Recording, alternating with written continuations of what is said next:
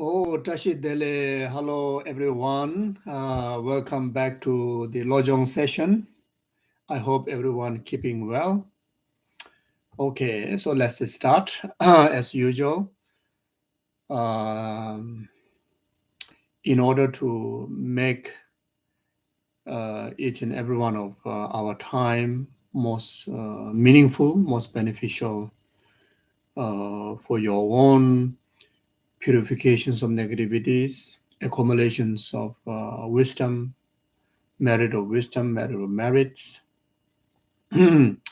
as well as for the benefit of uh, creating virtuous causes and conditions for your loved ones' well-being, as well as the well-being of numberless sentient beings, not only for temporary well-being, but well-beings up to the ultimate liberations of full enlightenment.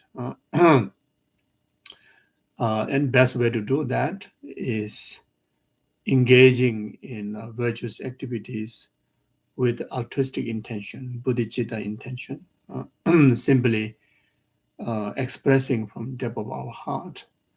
May this very session, every single moment of my time, be complete cause for numberless sentient beings, temporary happiness after the ultimate happiness of enlightenment.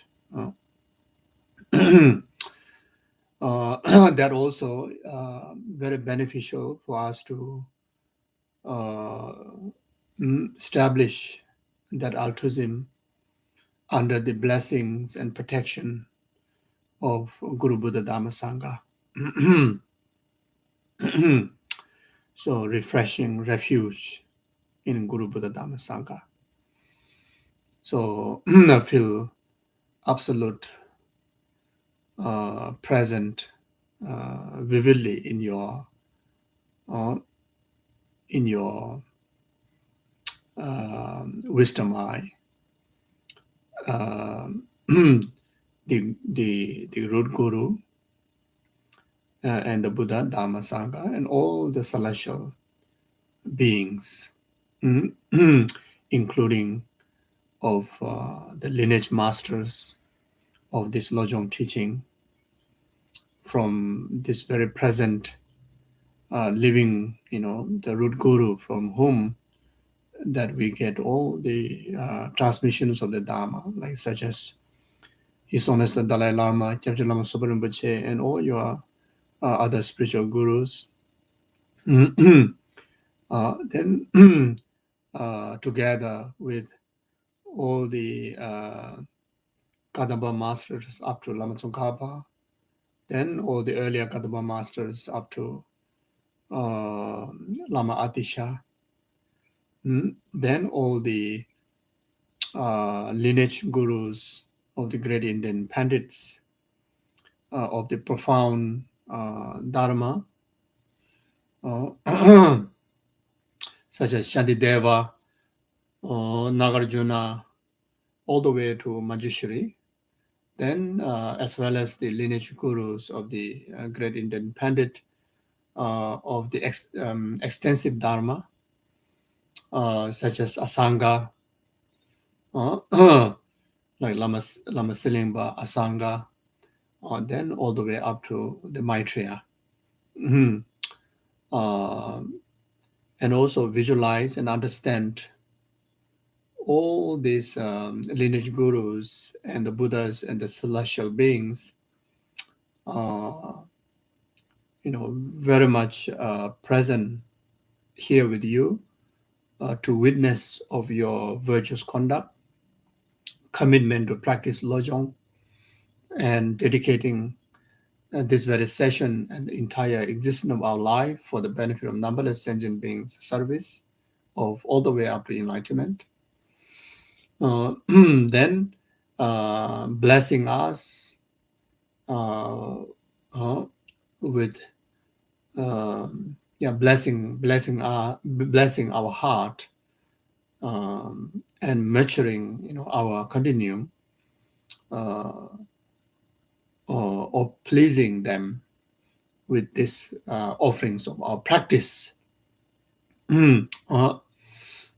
then uh, naturally there's abundance of uh, bestowing infinite, immortal nectar that help us uh, to have a long life and good health, good conditions of inner and outer uh, favorable needs for us to really able to accomplish the entire meaning of this precious human rebirth by actualizing the entire path of Lamrim and Lojong and actualizing state of full enlightenment uh, best before even we transit through death, if not at least during the time of death, during the clear light experience, if not at least during the intermediate state, if not at least during the next rebirth, that may we are completely blessed to be continue to practice and fully enlighten in that very subsequent life. So you understand that. You can also visualize and meditate. There's infinite bright light rays coming out from all the lineage gurus and Buddhas. First thing, dispelling, all the limitations to understand the Dharma, or awaken our mind to have faith and inspiration to study Dharma. Uh, Awaken, our ignorance, uh, for us to really see the importance of um, Guru and the blessings and the practice. Then, overall, awaken us from the ignorant grasping of true self-existent or the inherent existence of I and phenomena. So you understand that while reciting Refuge and Bodhichitta prayer. Sanje che dan so je cho na la jang ju ba do da ne ja so je da je je so je be cho nam je do la be je san je do ba ra e jo sanje che dan so je cho na la jang ju ba do da ne ja so da je je so je be cho nam je do la be je san je do ba ra e jo sanje che dan so je cho na la jang ju ba do da ne ja so 다제 진소 예배 zonamje 돌아 펜제 산제 주바라이요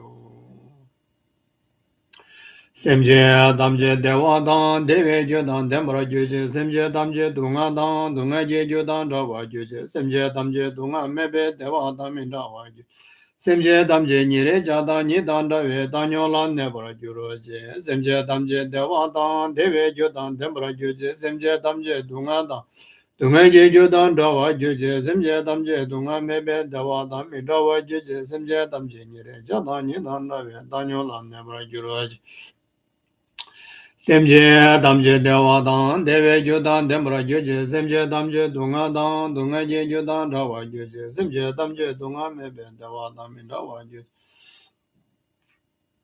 semje damje nyere ja dan nye dan rawe danyo la ne bara gyu ro je kange doje ne zo ne dawa damje pambe je dambe je ne denze ba godam de la cha se lo to nye nye je song do ju be lam se je kanje den de chana bemo tenzen jazo la sowa debzo da yue jingye.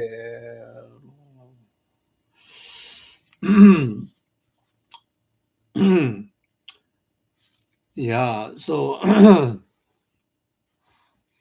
so we are studying Lojong teaching, the classical text collection from the Mind Training, the Great Collection. We are right this very moment, chapter 22, 8 sessions of mind training. Then from this particular text for today,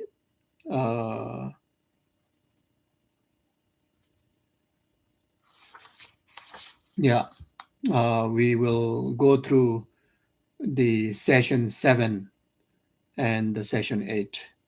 So the session 7, we are on page 233. The title of this session is called Training the Mind by Transforming Your Body into a Wish-Fulfilling Jewel. It's a wonderful, wonderful, amazing, and so important practice. So compared to some of the other earlier meditation, so this particular meditation far more,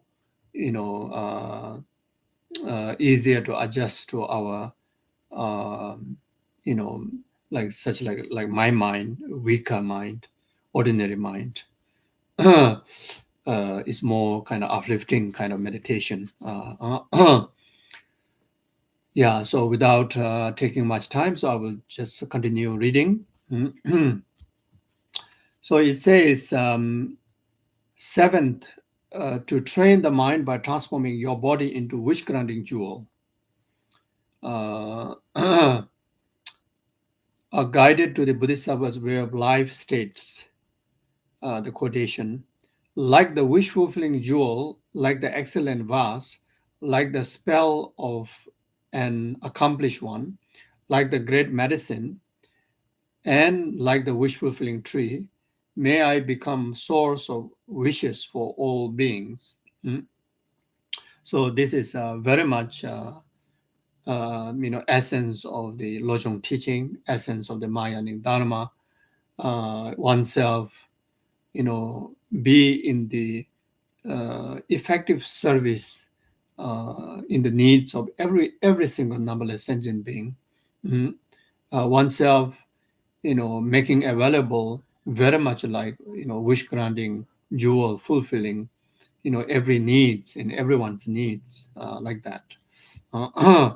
So as from the Shantideva's quotation here, be ourselves, be like wish fulfilling jewel, which really can overcome the poverty, like the excellent vase, which can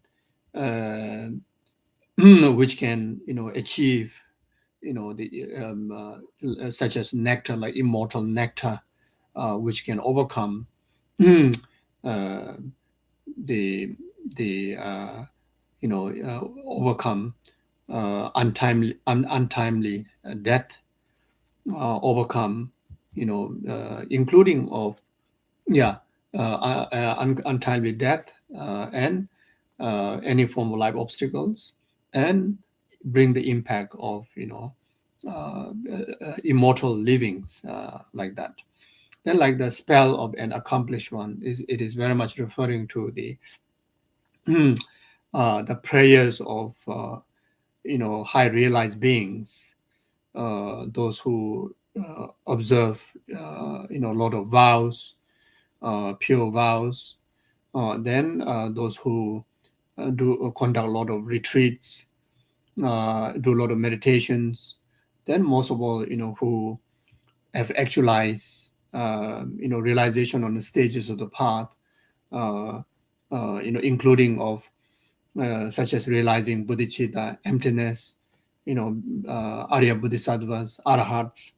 Then most of all, the enlightened one. So when these beings, these beings' prayers and wishes to us is so powerful, that our wishes are fulfilled. Like usually, when we are in trouble, we try to find way to request prayers from sanghas, the monks and nuns, because they observe vows. Then even within that, someone that who hold even higher vows, like for the ordination vows, Buddhist vows, tantric vows, then requesting their prayers is so much more powerful. Then like such as from our gurus, who observe, fully ordained sangha, vows and tantric vows, Buddhist vows. Then they all the time live in the practice of both sutra and tantra, etc. And then ultimately they are emanation of Buddha. So by requesting prayers from them, it's so powerful to impact to us. So it's like the spell of accomplished one. It's referring to the prayers of those realized one, like the great medicine. The one medicine that can cure entire diseases. The certain kind of supplement that can cure entire uh, weak body and mind, etc. uh, so here, the Dharma, the Lojong, the altruism, the Bodhichitta, and emptiness is very much like the medicine that can cure, not only um, the samsaric limitations, sufferings, suffering of change, pervasive suffering, and the pervasive suffering. Not only that, but you also have to cure from the root of the suffering, the ignorant and self-cherishing attitude, like that. Like the wish fulfilling tree, you know, uh, um, so in the fortunate times, there are existing of wish fulfilling trees. Then even in the God realms, in more like such as Sukhavati, there's existing of wish fulfilling trees, which provide all the necessary needs, from the tree, like that.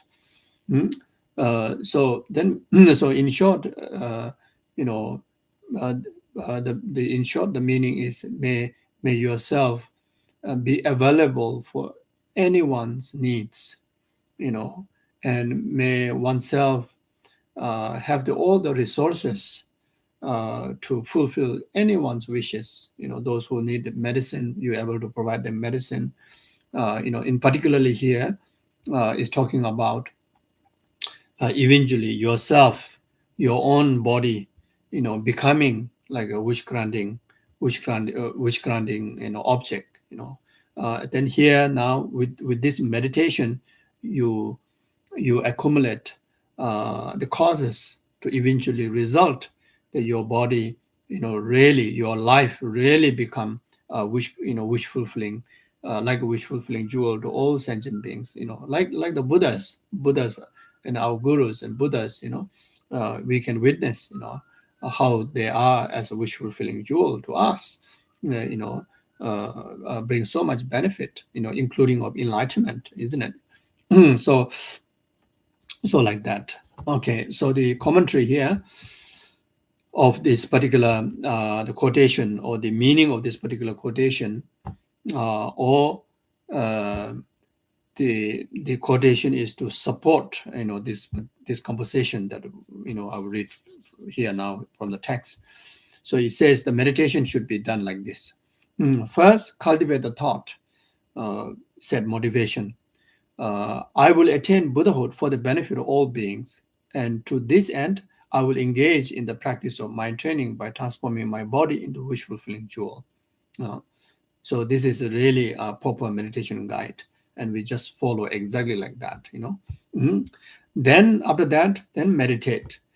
Imagine that your body has transformed into a wish fulfilling jewel, uh, that in blue color has eight sides, like eight sides, and is about the size of an average person's thigh. So very much is about like 1 feet. Visualize about 1 feet size, like that. Mm.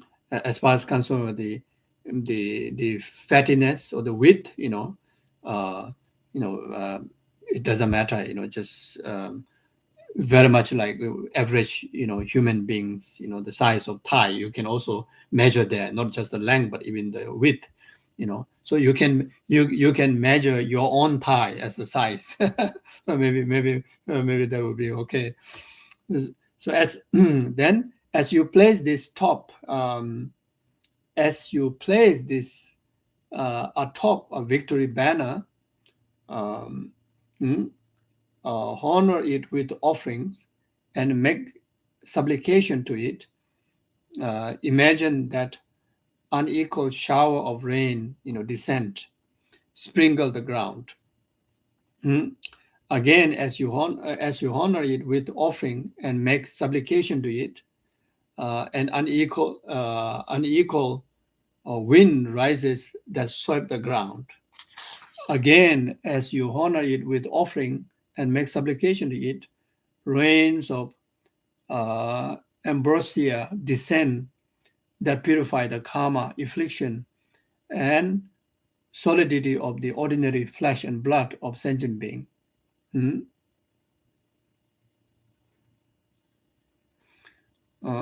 So now you see, so this wish granting jewel, um, in ancient time, even today's time, there are certain um, very rare, precious nurbu, which is precious gems, mm, which could be relics, or which could be self arise in a very much blessed kind of precious stones, etc. It could be, it could be like that. Then that mm, uh, um, adorned with uh, uh, let's say, yeah, so that actualize very neat and clean, then adorned with beautiful embroidered kind of eight auspicious signs, eight offerings, etc., like that, wrap with it, and then uh, and tie with the five different colors of cloth or the strings. Then uh, you place that on the top of the victory banner. Many of you may witness when you go to Tibet, Nepal, India, on top of a monastery. There are different four sides that you can see victory banners. So they hang on top of that. uh, then then you make you make offerings to it. You make extensive offerings to that. Where you hang, then you make extensive offerings to that. You set up, set up extensive offerings, and then make a supplication, make wishes. And then after making wishes, the sign of the effectiveness of that wish fulfilling, wish granting jewel, the power, then there will be a sign of, very very unique, very special kind of rain of shower of rain, falls. It's very much like a drizzling like that. Mhm. Not really like kind of, even though he has an unequal, is not really referring to an abnormal. It is very much, it's very much very unique. It's very much like a drizzle like that, which you can also experience during auspicious occasions, when there's a lot of auspicious events occur, uh, such as manifesting of relics, or certain great realizers when they go into Tugdam, the clear light meditations, or the great high lamas, reincarnations are born. Mm? Or when you conduct consecrations of the monasteries and holy objects, or construction of holy objects, etc. Or and sometimes when you perform uh, um, the like incense pujas, dharma offering pujas to you know yeah to the Buddhas, to the deities, protectors, including you know to the elemental goddesses, or by doing the drizzle, purifying bath offering um, uh, to the Guru Buddha Dhamma Sangha or deities, or even doing bath offering to purify the elements and the places. Then there are certain sign. One of the sign, of the effectiveness of the practice. One can witness there's a drizzling, and not a very heavy rain, but drizzling like that. Mm-mm. So shower of rain descend and sprinkle the ground. So that is very much kind of pacifying, the impurities on the ground. Mm, um, in order to really to celestial actualize the celestial of divines, then bringing absorption of blessings, etc., like that. Then after that, then again you make you can accumulate the offerings. Offerings can be just plenty of flowers offerings, food offerings, water offerings, eight offerings. It could be uh, uh, just any kind of respectful offering, that which is offering to the five senses. It could be offering of music, it could be offering of dance, offering of incense, etc., etc. So don't have to be eight offering. It can be any kind of offering that you really offer from your heart, like that. Then you replenish the offering again. You replenish the offering again, uh, or add more offerings. Uh, so if you are if you when if you happen to do this, let's say if you happen to do this at home, let's say if you happen to have a relics in your hand, so that's exactly more precious than ordinary wish fulfilling jewel, or it could be um, really like precious, um, how to say, uh, yeah, holy object, that which is maybe passed down to your gurus, which has the blessing lineage for thousands of years. Like like such as could be vajra, could be bell, or could be just one small piece of crystal, could be that, or ruby, um, or lapis lazuli, it could be that, or just even one small round, like mala size or small round of lapis lazuli, that which that for you is really wish fulfilling jewel, that which granted by your guru, or you achieve that from uh, uh, mm, like a ter, from blessed by past realized masters, etc. It could be anything like that. Mhm. So yeah, so then when you make the offering, when you or you either add on it, or either you add like few pieces of rice, like how you usually normally you add offerings, you can do like that. Then you make offering, or then you make uh, a supplication again.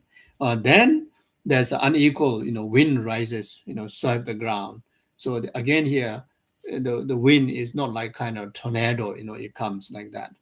Mm, so it is again very very special, very unique. Kind of like a very subtle breeze comes to your way when that wind touches you. It kind of like trickle you to really to inspire, to strengthen the faith, conviction. Uh, then is kind of really trigger to have a goosebumps, uh, inspirations, like that. So that is very much is really to cleanse uh, any impurities at the place, or to your, or in yourself, you know, impurities to be kind of like blow away like that, Mm.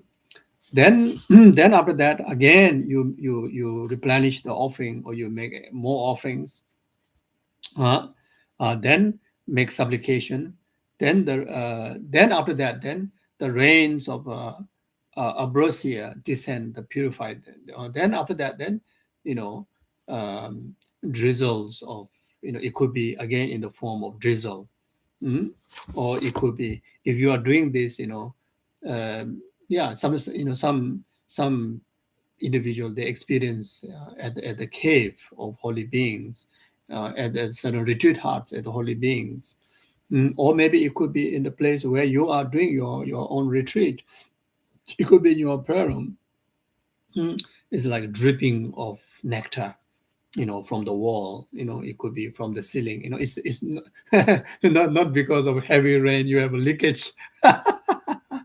Yeah, so don't mess up with the leakage of heavy rain from the wall or from the ceiling. Not that one. uh, uh, there's no leakage, but there's a kind of like a dry place, but then there's a drip. Yeah. So, or sometimes you can even experience there's a drip. Like just touch onto your forehead, or even sometimes on the nose. uh, so that would understand yeah, the descent of nectar. Oh, that carry the purifications of karma, the afflictions, then the samsari aggregates, the contaminated aggregates, the body and the yeah, the blood and the flesh and the blood, which is samsara, samsaric aggregates, which is samsara. So whatever, whoever touches that, it purifies you, purifies the suffering, the samsara. Then it is causes the karma and the delusions like that. So now here, you are doing all this, you are doing visualization, and eventually that you may really experience in actual reality like that. And if you are doing in relation to the holy object, as I mentioned before, the precious gem, hang on the victory banner, and the victory banner, if you really have a solid one built on your house, then you can use that. If not, you can use those small, like kind of auspicious, from the auspicious sign. If you have an individual one, there's one is a victory banner, so you can tie on that. You know you can use that. So so then, while you're practicing that, if you experience all this, then this is a very clear sign, what's happening. So this is the reason why I'm trying to explain here. Mm. But otherwise, everything, at this stage, you train in your visualization. You train in your visualization like that. You see. So then eventually, you will gather, purifications. Let's say you will gather all the resources of merits, including, eventually you may obtain a precious gem. Mm. Then you're really able to perform the actual practice, as I mentioned before. But here the visualization is really to train your mind, using your own body, creating into this wish fulfilling jewel, the size of your thigh, you know. Mm, uh, then the rest of the three steps of visualization that one can do like this. Okay. So maybe it may be a bit confusing to you. I kind of share a few things all together. So maybe it's quite mix up. But anyway, you just follow according with the text. So then it's very clear. Then I continue reading. Generating the mind aspiring for supreme enlightenment. Imagine that the sentient beings accomplish the two to accumulation and attain Buddhahood. So not only purify the samsara, the contaminated aggregates, which very much build on the basis of blood and flesh, etc. Um, and then it is causes the karma and delusions, but it also causes, actualize all the causes, all the merits for oneself to really aspire enlightenment. You that cause you to generate uh, expression of bodhicitta and engaging bodhicitta. Then from there you really uh, um, have enough merit and all the conditions to engage in the practice, and that helps you to accumulate the two causes of the enlightenment, the two merit of method, merit of wisdom. Then that eventually cause yourself and the rest of the sentient beings to achieve this the full enlightenment, attain the Buddhahood. So you can visualize like that. Mm. Again, as you honor it with offering and make supplication to it, imagine that the rains of jewel descent, or rain of jewel descent. So the visualize, from visualize the jewel. No, so again you re-offer, then make supplication, then from there now rains of jewel, descent. Mm? Adorning sentient beings with the precious ornament. Then you visualize from that jewel, all the sentient beings were adorned with, a lot of precious jewels, like diamonds, golds, mm, etc., like the sapphire, etc., like that.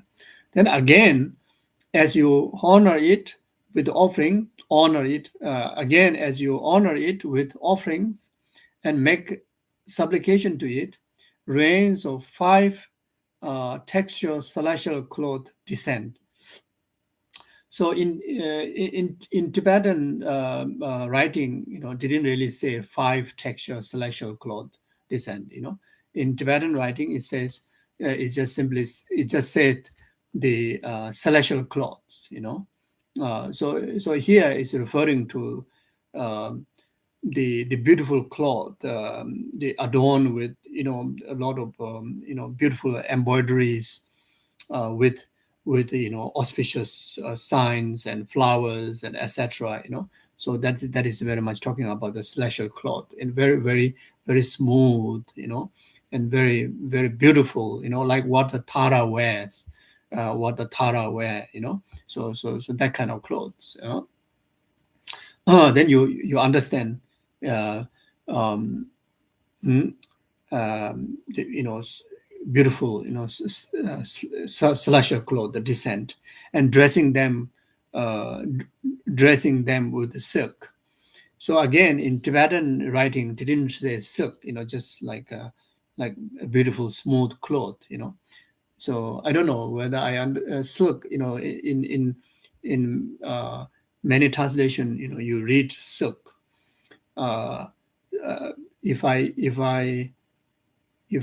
understand correctly, silk actually the thread comes from worms, isn't it? So then maybe not necessarily can be good thing. So in any way, it's talking about beautiful, smooth, yeah. Or maybe here the silk is just expression, very silky, very very very very beautiful and very smooth like that. So you can visualize like that. Yeah. So yourself and all the sentient beings, completely adorned with, this beautiful dress. Hmm? Again, you honor it with offerings and make supplication to it. Rains of uncontaminated nectar descend, and fill the entire expanse of universe. So then, immense of nectar. You see, so when you visualize nectar, then you know you can visualize very much like real, in order to have a very real visualization, how to say, feeling real of it. It's very much like a sunflower oil. Even the color is like a sunflower oil, texture is like a sunflower oil. You can feel like that. So descending, immense uncontaminated nectar, how it look like, how you will feel, then you can visualize like a sunflower oil like that. But it carries the healing, and the bringing impact of blissfulness. Then whoever consume it, or body touch to it, it bring purification. So you can visualize and understand like that. Then that nectar is completely filled with the entire universe. Entire universe completely filled with that. So you can visualize like entire universe is like completely filled with, looks like a sunflower oil is completely filled like that. Mm. Uh, Imagine that the container is filled with the wisdom being nectar. Uh, Imagine that the container is filled with the wisdom beings nectar that descend from the heart of the older Buddhas and Bodhisattva.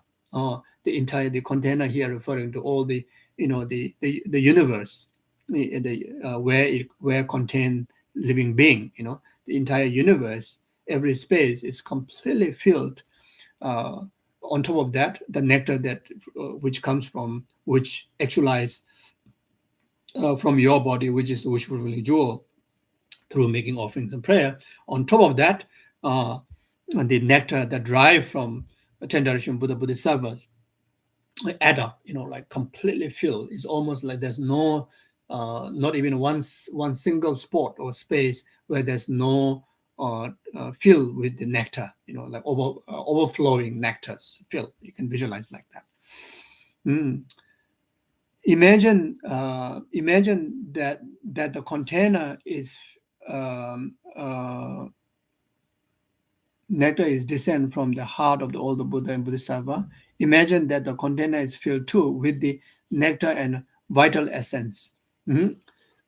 Yeah, so filled with the nectar, uh, immortal nectar, vital essence. You can also visualize, filled with all the um, you know, like nutritions, all the nutritions, the conventionally, all the benefit that we need for the for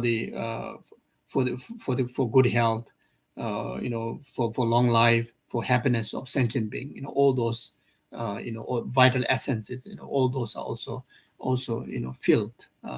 Vital, mm, nectar and vital essence of Tushita, vital essence of Tushita. Here, Tushita, the mm, the referring to the, yeah, you can refer to, uh, you can also understand, the where the Maitreya's Pure Land. You can also understand the 33 god realms, you know so I think the earlier classes also, occurring of this name, the similar, I think in the past I only talk about the Maitreya's Pure Land. Mm. So here you can understand both, either Maitreya's Pure Land, all the vital essence of the Tushita Pure Land, or the vital essence of the 30 god realms. Mm. All this, how to say, the benefit, the abundance the god realm has, they are now in this universe, completely actualize them. Mm.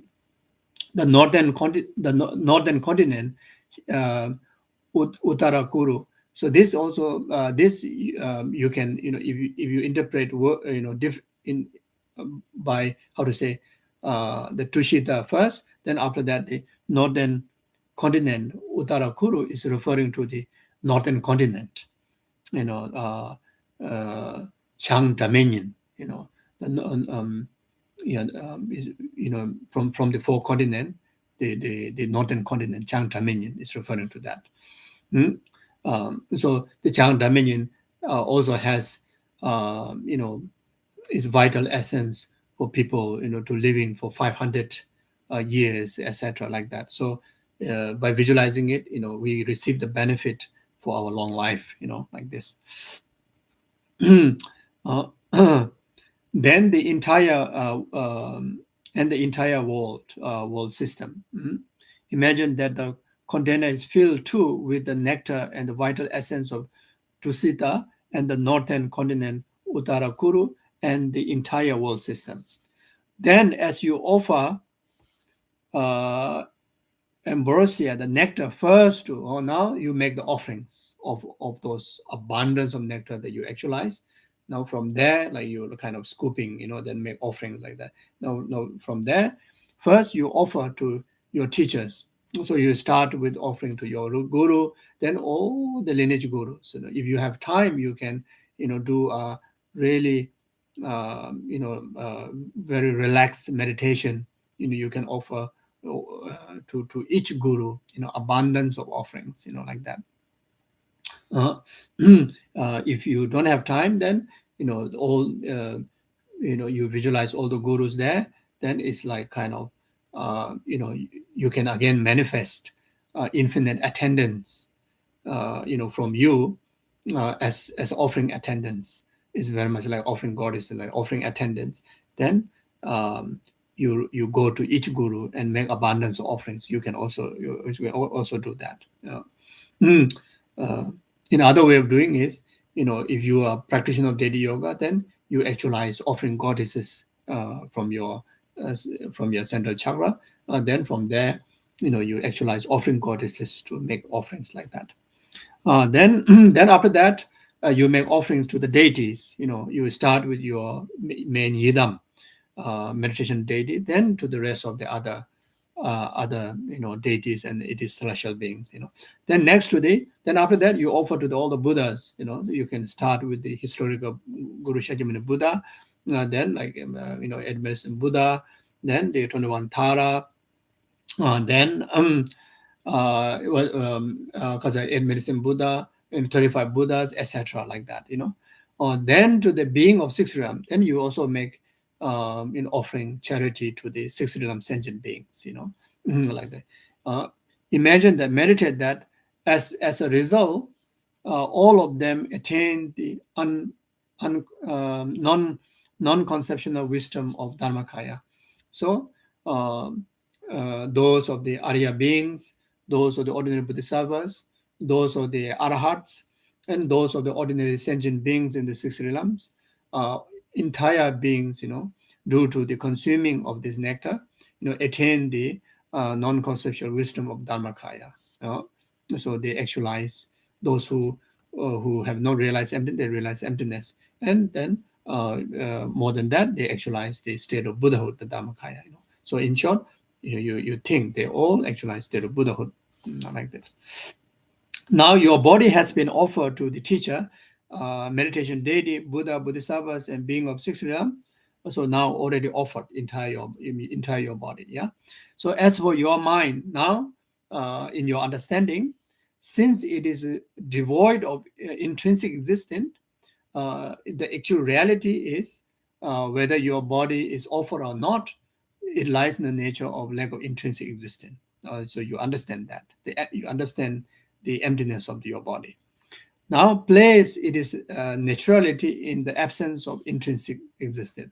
So then, right after that, then you place your understanding, your absorption in the absence of intrinsic existence of self and the phenomena, of body and entire existence in the absence of intrinsic existence. So try to remain in that absorption.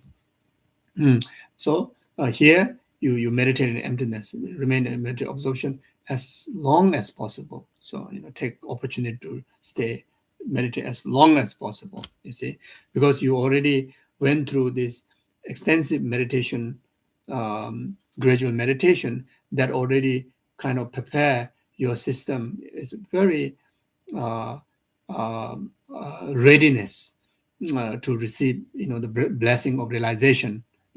So then at the conclusion, if you're able to remain as steady, as lengthy as possible in the absorption meditation emptiness, then it's so effective to gain the realization.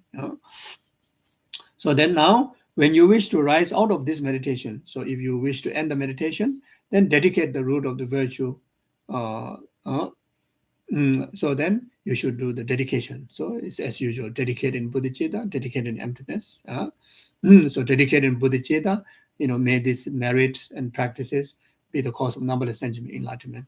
Dedicate in emptiness, you understand the dedicated yourself, the practice, the merit, and the purpose of dedication all lies in the nature of emptiness. So simply understanding in that, So then after that, mm,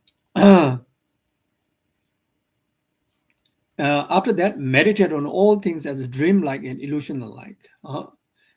So then, after dedication, when you come out to the real, reality, when you come out to the post meditation, then you practice the wisdom of emptiness, like a dream-like or the illusional-like.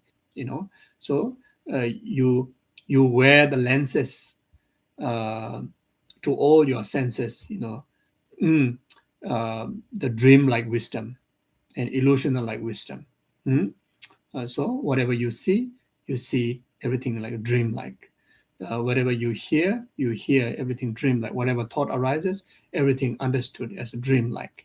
So always making sure your heart be free from uh, bondage of attachment, grasping onto it. So that's the way how we can protect ourselves from committing negativities. Protect us from the disturbances of the delusions, graspings. So this is how we can live so meaningfully like this. Okay, so this is the 7th chapter, the chapter on the transforming your body in a wish fulfilling jewel. Okay, so now the 8th chapter, extremely important meditation, uh, which really have to pay attention.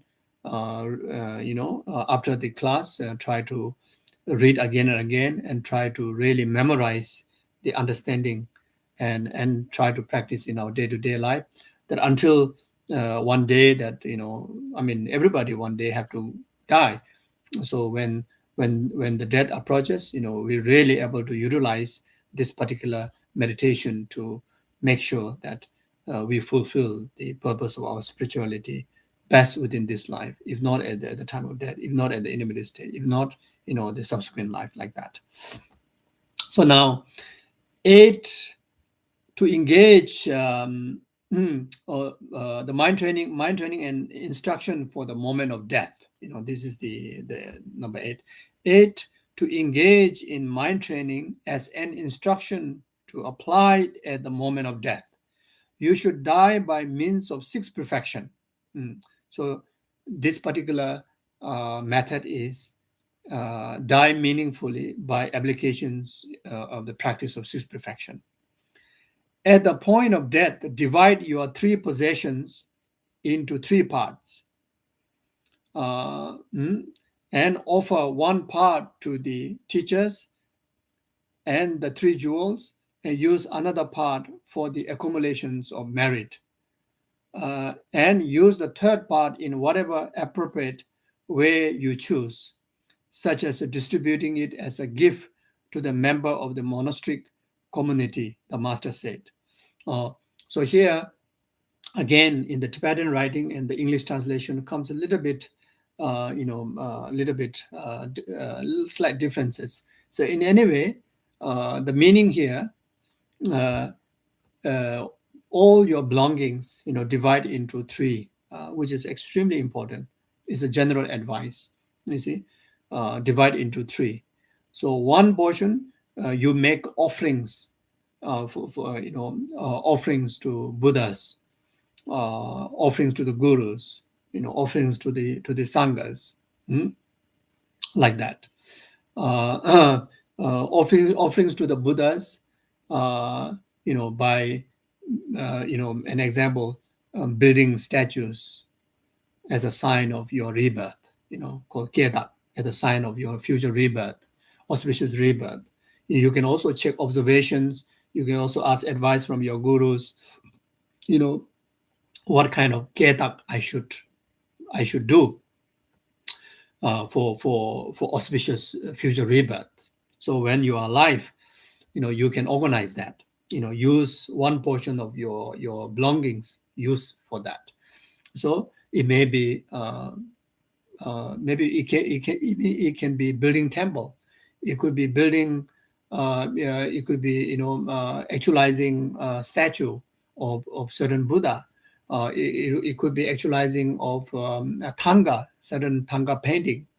Or it could be building prayer wheels. It could be building stupas, or it could be making satsas.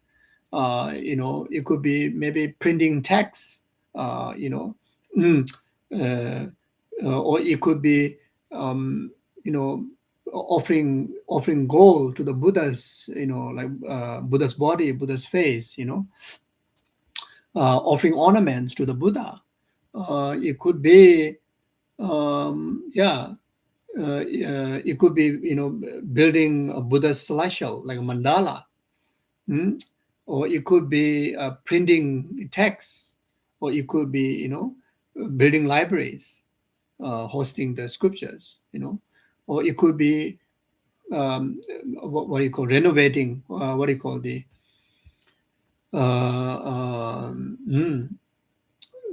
restoring, it could be restoring stupas, or whitewashing stupas, or adorning the five color cloth, offering to the stupa. It could be anything. It could be so as I mentioned before, can be check observations, or can ask your spiritual gurus. So it can be so meaningful to do that. If we're able to do that, then when we pass away, you know, very much we don't even need to worry about what puja to be done, how cremation to be done. It's very much you have already done great merit, great virtues already. Dedicating for your future journey like that. So anyway, like that. So the second one is make charity, to the needy ones. So the second portion of your belongings, make charity to the needy ones. Helping sick people, old age homes, orphan homes, yeah, destitute, poor, needy beings, people or animals or whatever, like liberating animals, sheltering, protecting animals from solitary, uh, then using money to protect child from abuse, and spending money to educations, sponsoring educations. Then using the money to yeah, uh, or building hospital, etc. I'm just giving few examples. There's so many things. Yeah. Then the last portion, then you use you use for offering gift to your family members, especially of those who going to take care of your final rites. You offer as a gift to them, and a portion from there, then allocate for the expenses for the final rites, whatever expenses. So this is how the true practitioner should prepare and should do. Because we really don't know when the time of death is. So even how healthy, how young you may be now, you know today you should have that allocation. You should be start to doing that. Then someone who is already experiencing some sign of death is coming near, then these are very crucial, because if we do this, there's immense of benefit, for meritorious benefit. From other perspective, there's immense of protection that you will start to receive, that at the time of dying, that you have nothing to attach, nothing to cling, nothing to worry, because everything is settled. So in a monastery, many of our many sanghas, and it's very obvious to our gurus, myself witness, my late gurus and also some other senior, sanghas, uh, when before they pass away. Some are very healthy. Some are healthy. There's no sign of sickness, like that. But then suddenly, they make a decision to divide all this thing into three portions, like exactly like that. Then after 1 week, they pass away like that. Many cases in Sarah, many cases like that. Uh, I'm sure there may be many other such cases like that. Then those gurus who to whom that I got opportunity to attend, they did exactly like that. Whole life they remain like that, but even at the last stage, whatever remaining things there, their belongings, everything divided into three, like that.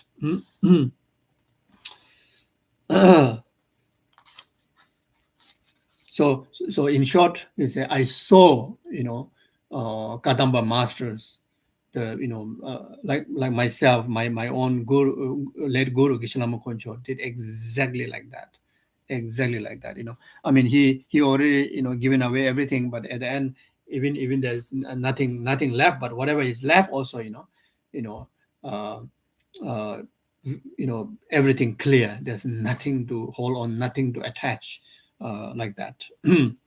uh, uh,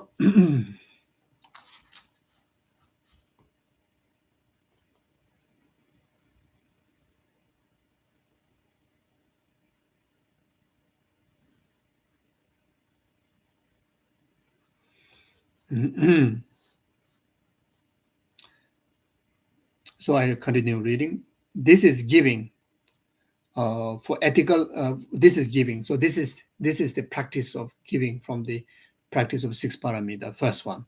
Now the second one is the ethical discipline. For ethical discipline, declare and purify the infractions of individual liberation, class, and reinforce your generation of aspiring and engaging aspect of the awakening mind. So now the second, very important practice in relation to the moral ethic is, you see, in our life, in our future life in particularly, uh, and on top of that, especially, during the clear light experience, during the intermediate state, one of the major obstacle for us to fail, to utilize, the practice of three kaya, or utilize three bases: death, intermediate state, rebirth onto the path, is our broken samayas, transgressions, transgressions in our ethics. It could be monastic monks, nuns ethics, or it could be Bodhisattva, it could be Tantra, it could be five lay vows, refuge, or including of those, conventional, norm of ethics. If we have any defect of that, those are huge obstacle. So now here, uh, the major spiritual, ethical practices are very much summarized into, two categories. One is the individual liberation precepts. Another one is the Bodhisattva and tantric precepts. Now, those Bodhisattva, those tantric precepts, I would say, those individual liberation precepts, that should purify by, declaring. You say declare and purify. Declare and purify infraction of individual liberation classes. Uh, so why say declare? Declare. Most of the individual liberation, vows, in order to purify, you need to declare. You need to declare it, and the way to declare is, major individual liberation vow is a sangha vow, fully ordained vow, novice vow, preordained vow.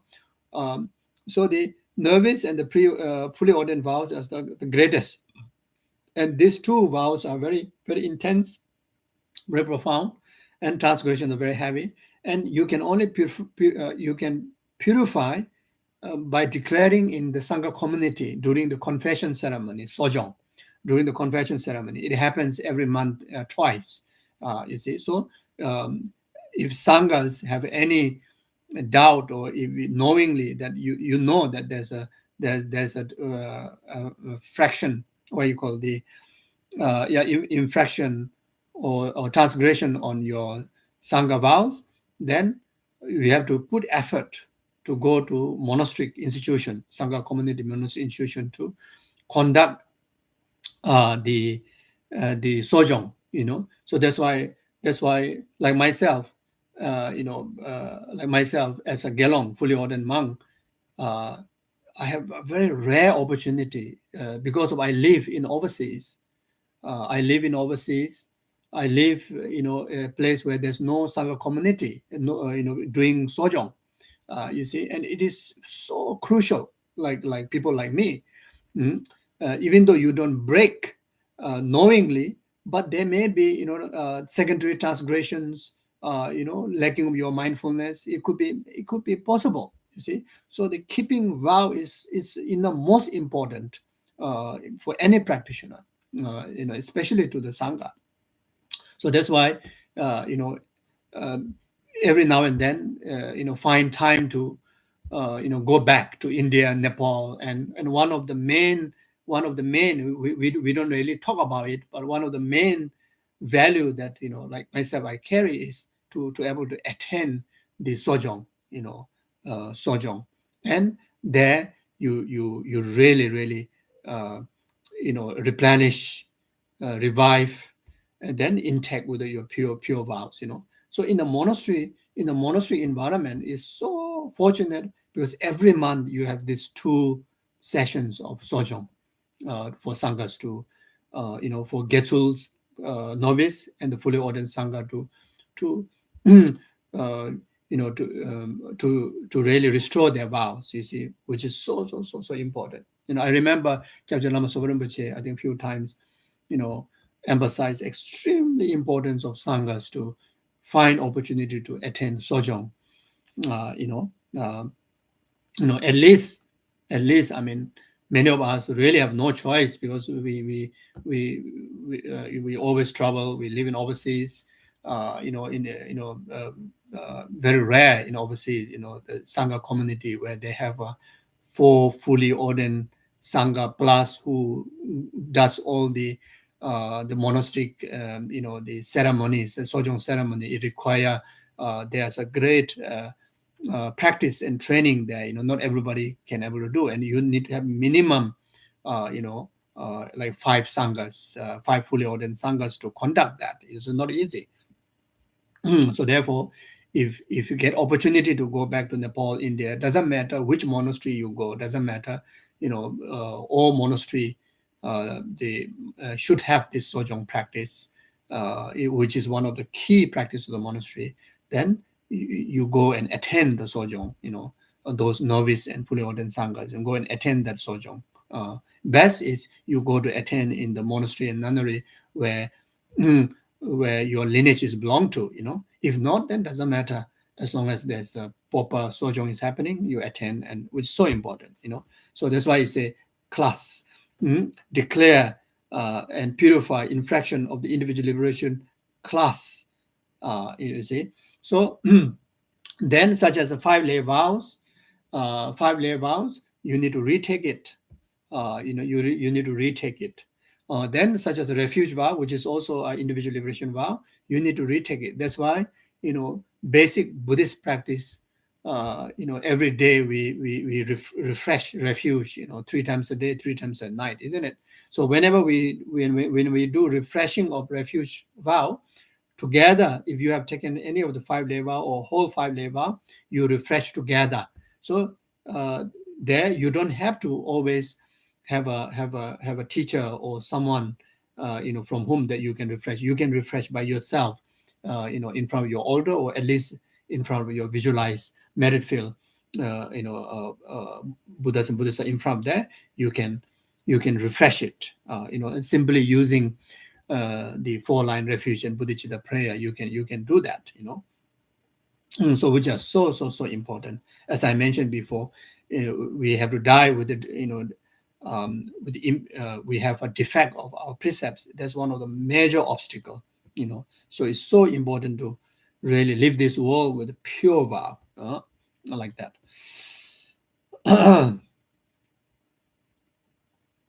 Mm.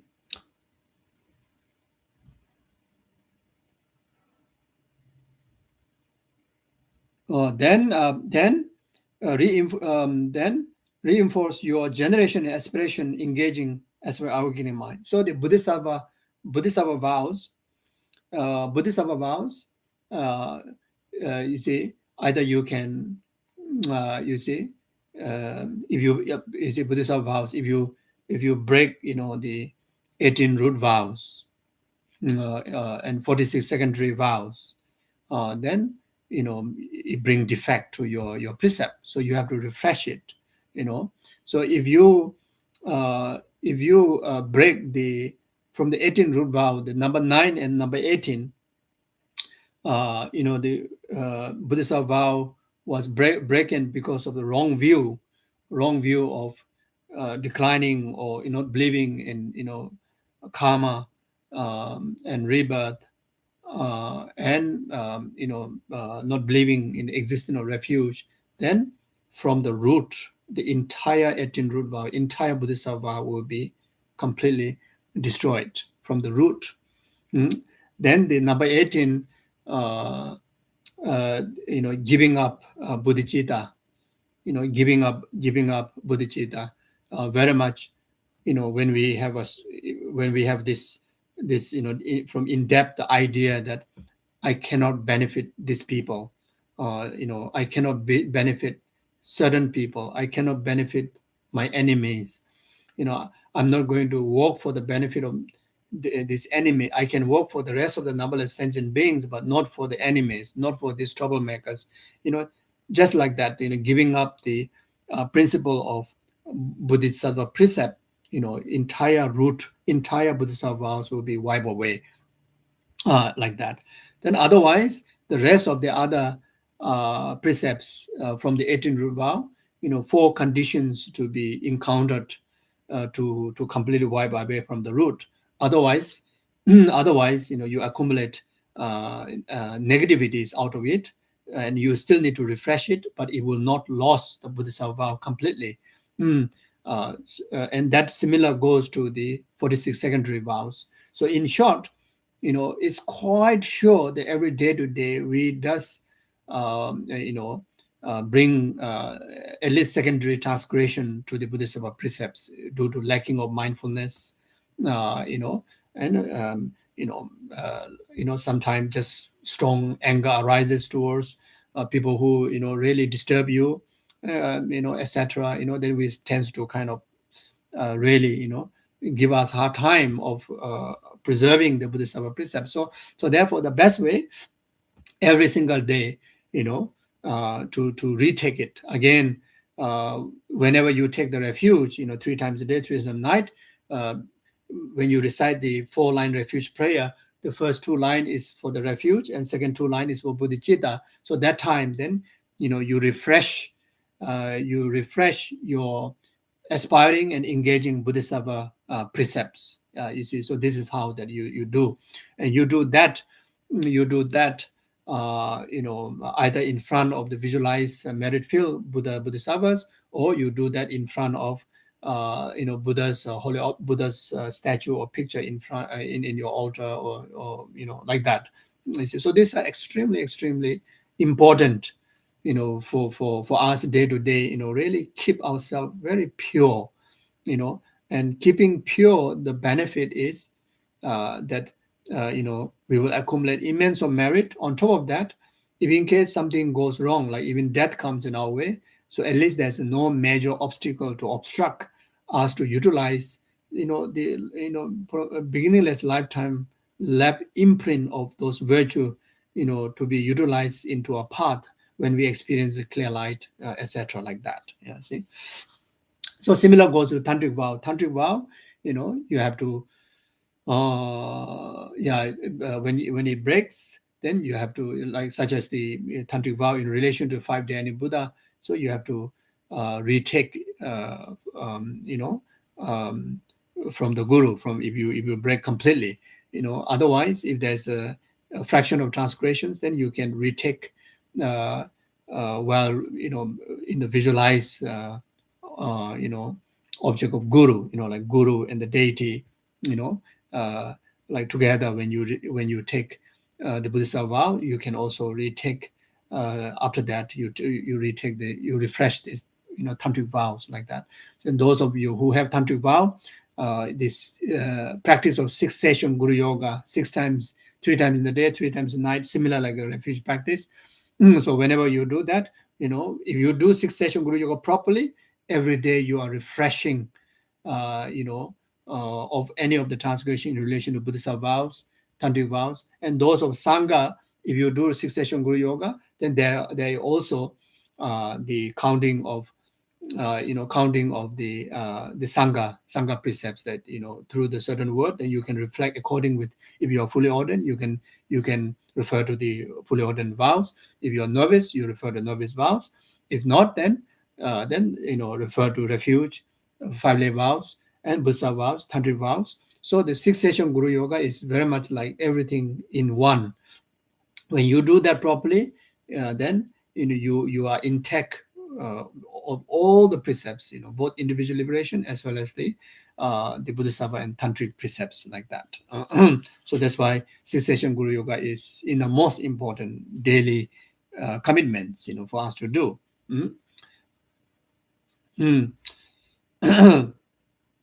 So this is the ethical discipline. Now for forbearance, if you harbor any past grudge, seek forgiveness. If a person who is the object of your grudge is not within the immediate vicinity, you should still ask for his forgiveness by recounting the situation between yourself and him, and offering him even a small article, such as an earring, as a gift. Okay, so the forgiveness, the one of thing that every day to day, we as ordinary person, we do offend others. We some due to misunderstanding, some really give you a hard time, or you give hard time, and etc. like that. So at least from your side, whoever you need to have a grudge, then you should ask forgiveness. It is so important, forgiveness. And also when some you also forgive others, anyone that to whom that you have difficulty, you forgive them like that. So now if the people are around you, near you, reachable, then you try to approach them face to face and ask forgiveness.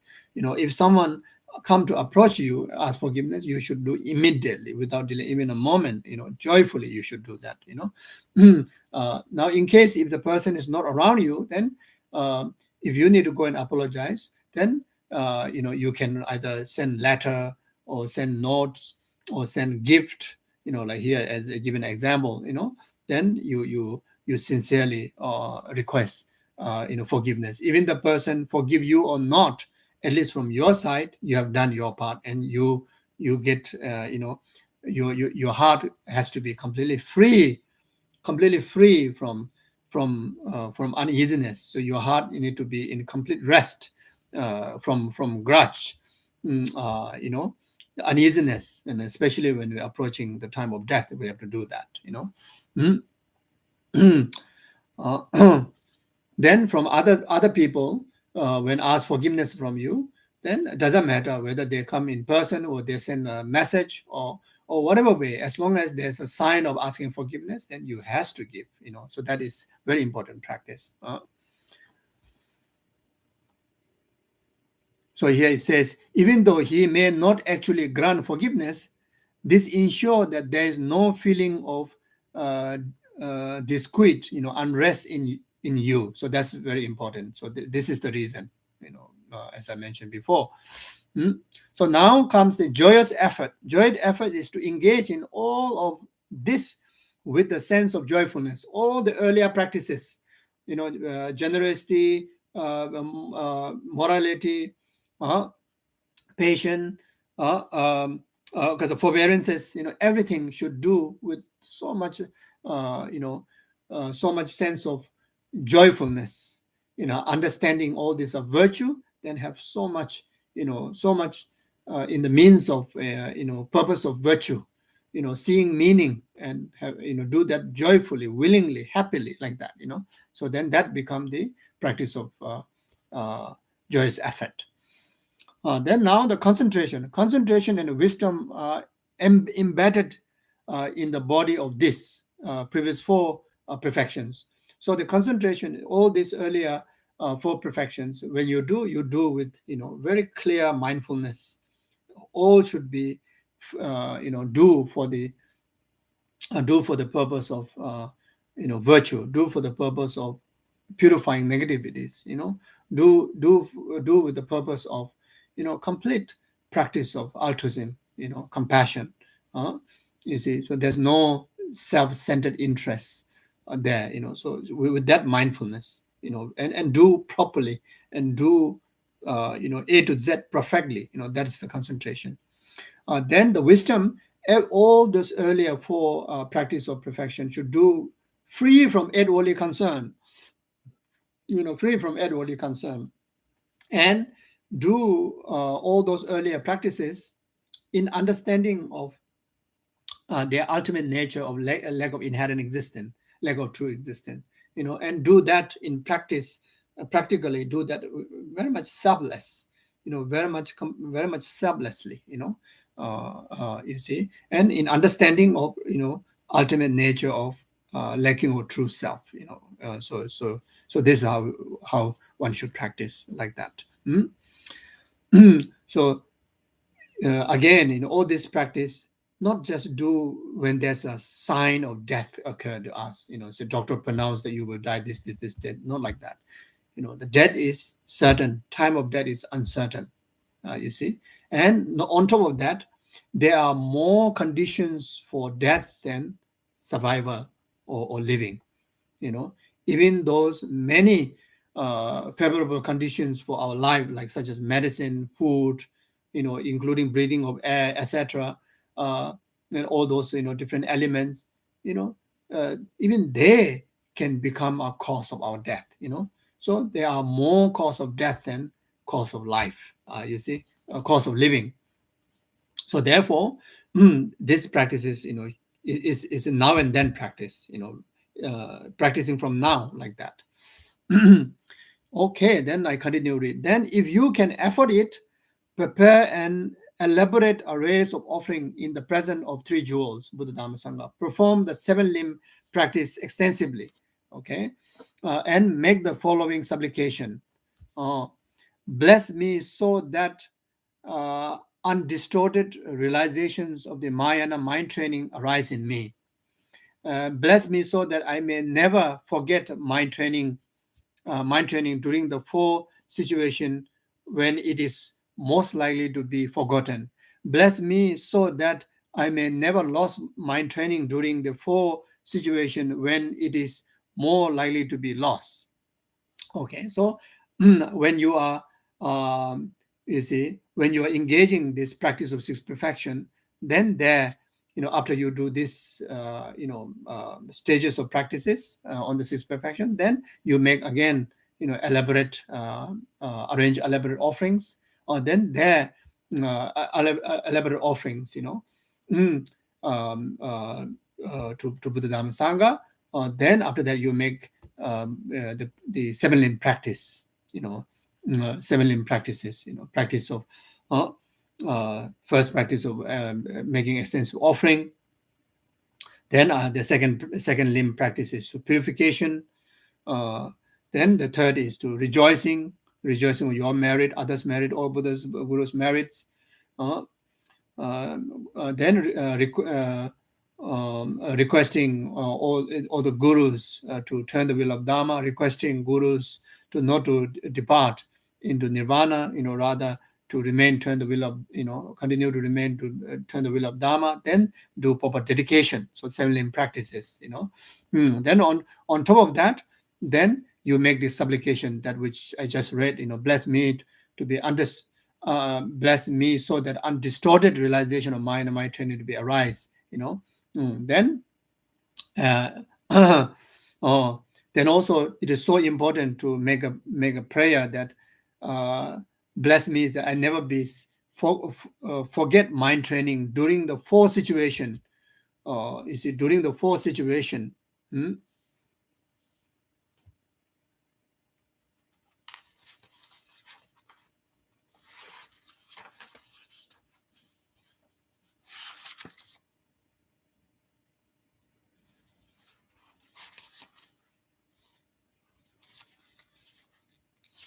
the four situations here, which is three more page later. The four situations. The four situations. Uh, four situations most likely, most likely cause us to forget the mind training practice. That is,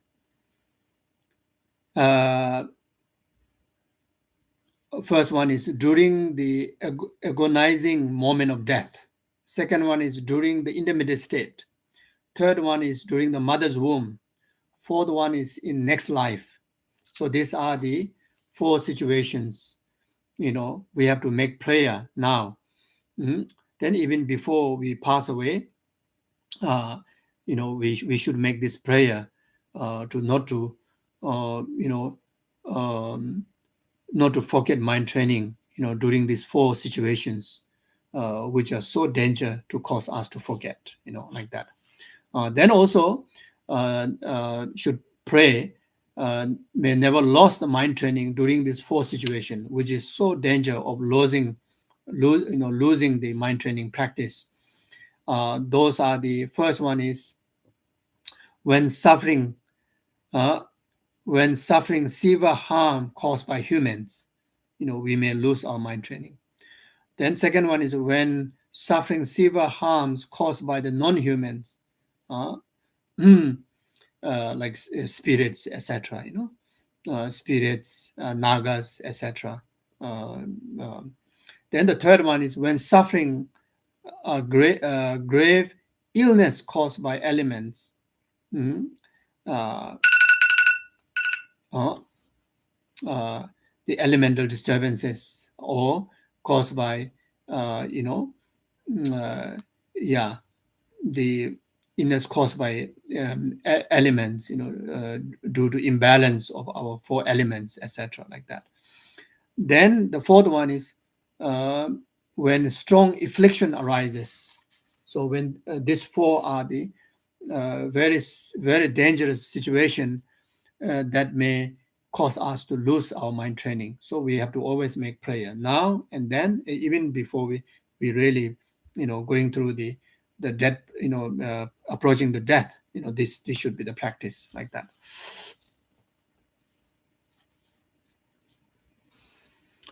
Okay, now I continue read. Now, in the presence of the three jewels, visualize golden palm. So here in the English, it written bum. So in Tibetan, it's a palm, palm, not bum. So palm. Uh, uh, uh, yeah. So golden palm. Uh, uh, hmm? Which melt into light, and from it appear the lotus with a stem. So that palm, first you visualize the palm. mm, mm, in the presence of the three jewel Buddha Dharma Sangha, there's there's miraculously appearance of golden palm, golden palm with very very reddish kind of shadings, like that. Mm. Um, which melt into light. So that palm melt into light. Uh, then from that light appear, miraculously appear eight petal lotus with complete stem. Mm? Mm. Then on the on the corolla of the lotus, in the center of the lotus, in the corolla of the lotus, which is adorned with the jewel and silk garment. Visualize your teacher as inseparable from your meditation deity. Then miraculously arises from the corolla of the lotus, miraculously arises uh, your guru, your root guru, uh, uh, adorned with beautiful jewels and the garments. Then so here uh,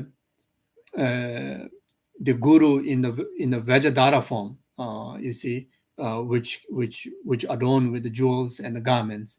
If you are visualizing the guru in the fully ordained form, like Sonles, Jepjalama Subramanian, like that, then completely adorned with the saffron robes, very beautiful saffron robes, like that. And that guru, who is embodiment of all the rest of the other gurus, who is also embodiment of the deities, you visualize like that. Then mentally take the offering, imagine earlier, now all the offering that you made before, all those you now actualize through visualization, then offer this to the guru. Then after making offering, then you perform the seven limb practice again, seven limb practice, and make supplication as before, so like that. So there's a seven limb prayer, so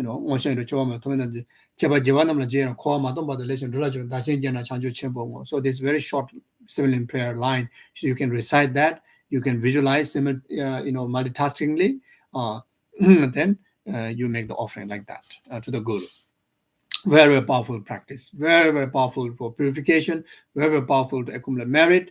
Very, very powerful to prepare yourself to really to receive realization on the path. So it's so wonderful meditation guide. Okay, now I read again.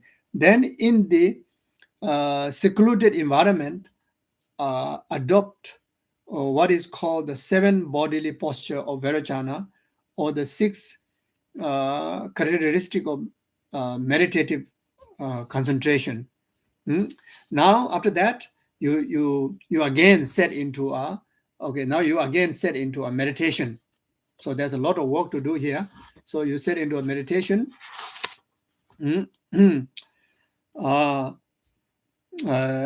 So here you need to adopt the two important factors for successful meditation.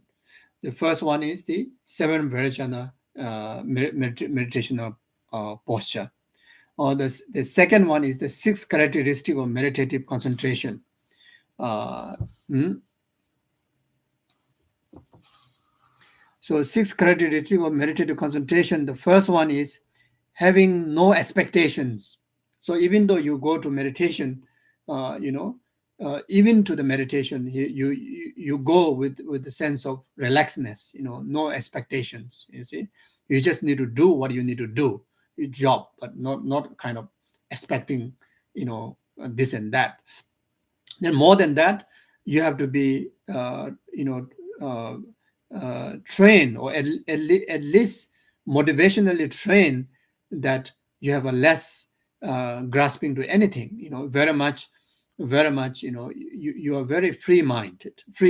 You're very in the present moment. You are somebody like that. No expectation. Second one is having no possession, and if you are really going for a serious meditation to really become a meditator, then you have to give up all your possessions. You see, but then at least here in reality world, but then you, at least in your motivation, that you try to detach yourself from all the possession you have, at least at least in the idea that you entire your things are dedicated for the three purposes, so nothing belongs to you. At least in that meditation. Earlier you divided three, isn't it? All your possessions, since divided, you understand that, and you have no grasping. Even though you have so many things, but you are in your grasping, you have nothing. Then renouncing home. So then, if you're a true practitioner, great practitioner, you really have to renounce home. You have to go. You have to go away from home. Home here is not just a physical home, but also those people to whom that you attach to. But at least in this practical moment here, uh, renouncing home, then again have a detachment to the place so called as your home, and to the people so called as your family. To really have a renounce sense of renunciation towards them. uh, there's no attachment towards them. Okay, your heart completely filled with bodhicitta, so there's no way to have attachment to them. So that's very skillful way. Since you cannot give up the home in reality, you cannot give up the family in reality. So the skillful way to do is your heart filled with bodhicitta, and that will do the job. Mm. Then the fourth one is living in the wilderness.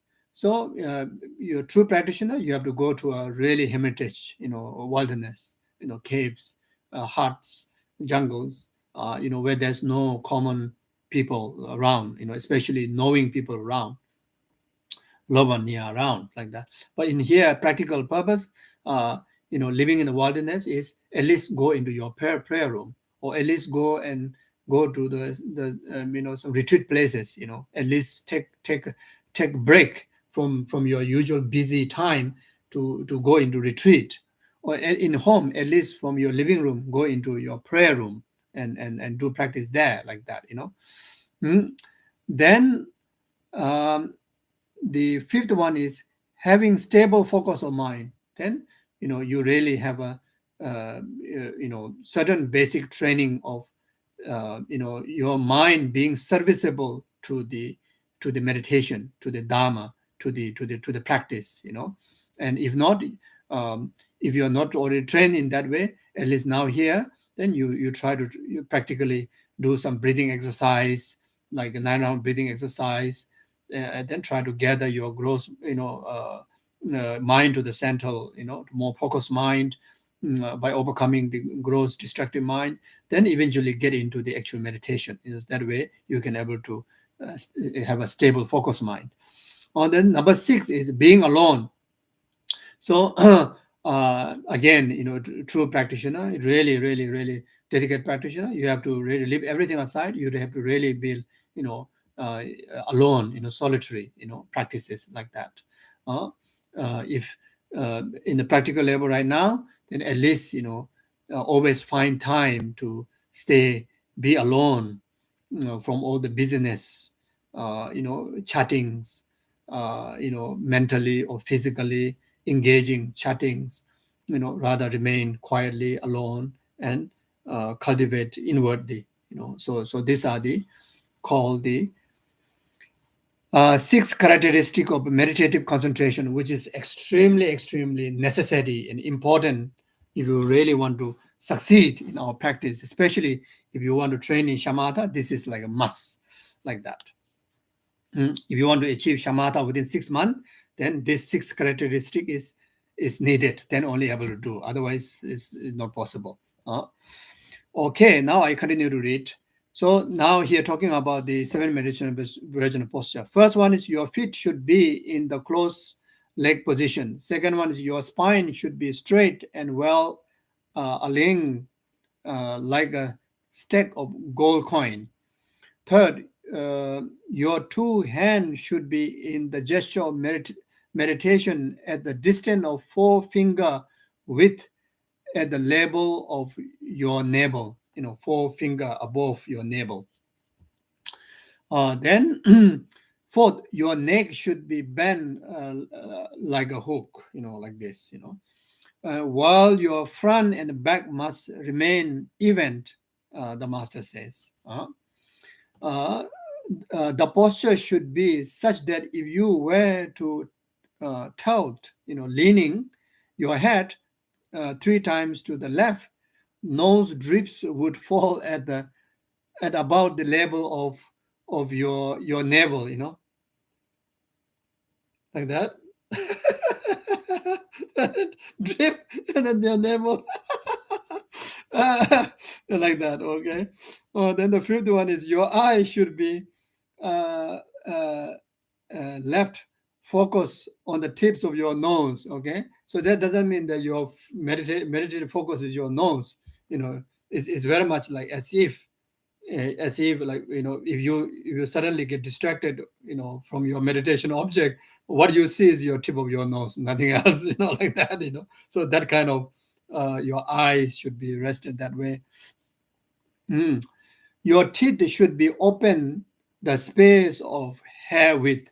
So the hair here is not our human hair. It's talking about like horse hair. The horse hair is bit rougher, bit thicker than our human hair. So if you put the horse hair inside like that, there's it will bring some gap, isn't it? Just a horse hair. So it's very, very kind of like a subtle, not completely uh, biting it, but not so big. So there's a great reason for bring effectiveness for your meditation. Okay, now I have to go and find horsehair. I have to measure. Uh, okay, the seven is your tongue should touch the upper plate of your mouth. So of course this is very important. Otherwise, during meditation, all the saliva will be dripping. If you go into deep meditative absorption, then the saliva will come out. So if you put the tongue plate up on the upper lip, then the saliva won't drop. Okay. Your eye should not be kept closed, for this will lead to a mental laxity. Nor should they be left wide open, for this will lead to distraction. Uh, like the eye of the celestial God, the celestial God, the Buddha. You look at Shakyamuni Buddha's eye gesture. That should be the exact one. They should blink at the regular pace. So if it's blink, you just let it be whenever it blinks. But yeah, like that. But don't blink too much. I should blink at the regular pace. Okay. Then you should focus your mind 3 times at the level of your navel, the master says. So that this particular technique is very beneficial when someone's mind is very scattered, very difficult to withdraw. Then the first thing is 3 times you try to focus to the above around navel area. Hmm? At the level of the navel here, just try to get the full mind attention there, 2 3 times. That helps somehow. The energy helps to gather your mind to stay focused. So like that. So no, normally we do that with the 9 round breathing meditation. But this is this special technique, another special technique that you can do. Then cultivate the thought. Now motivate. After that, you motivate. I will attain Buddhahood for the benefit of all beings, and to this end, I will engage in the practice of Mahayana mind training as an instruction to be applied at the point of death. Okay. So then now you meditate like this. Contemplate. All this suffering in a silent existence arise from negative, positive, or unwavering karma. Hmm? Uh, uh, They in turn arise on the basis of the affliction. Yeah, and the root of all 84,000 classes of affliction is grasping, self-grasping, self-grasping, ignorant of inherent existence. By grasping at self, where there is no intrinsic reality, we always take its side and constantly fight with others for its sake. And because of this, we accumulate karma. So true, isn't it? We accumulate karma. You see.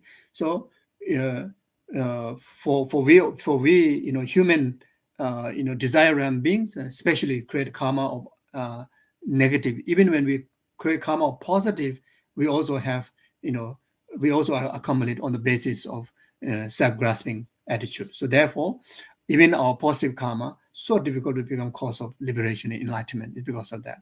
So the unwavering karma is very much the karma that committed through meditative absorptions, meditative concentrations, uh, you know, the meditative concentrations such as the formless and form realm and formless realm, meditative absorption, meditative concentration, uh, you know, that kind of actions committed karma become unwavering karma, which is cannot cannot purify until ripen the result, or cannot change to positive and negative until the result is ripened. That's why I call unwavering karma. Through karma, we wander in silent existence and undergo the suffering of silent existence, which is limitless and has no discernible end. Uh, in this life too, you see, from beginningless lifetimes up to now, until we really don't know where it began, and at this stage we also don't know where will it end. you know Even in this life, while we're meeting dharma, while we really living life in a spiritual practice, we still cannot determine exactly the really full stop of the limitless samsaric existence suffering that that caused by past karma and delusion, isn't it? So so tremendous, for numberless eons of life like that. Even in this life too, because of taking its side and fighting with the others for its sake, instead of experiencing happiness, we encounter suffering. And instead of being virtuous, we remain non-virtuous. This is because of our part, we took the self side and fought with others for its sake. So true, isn't it?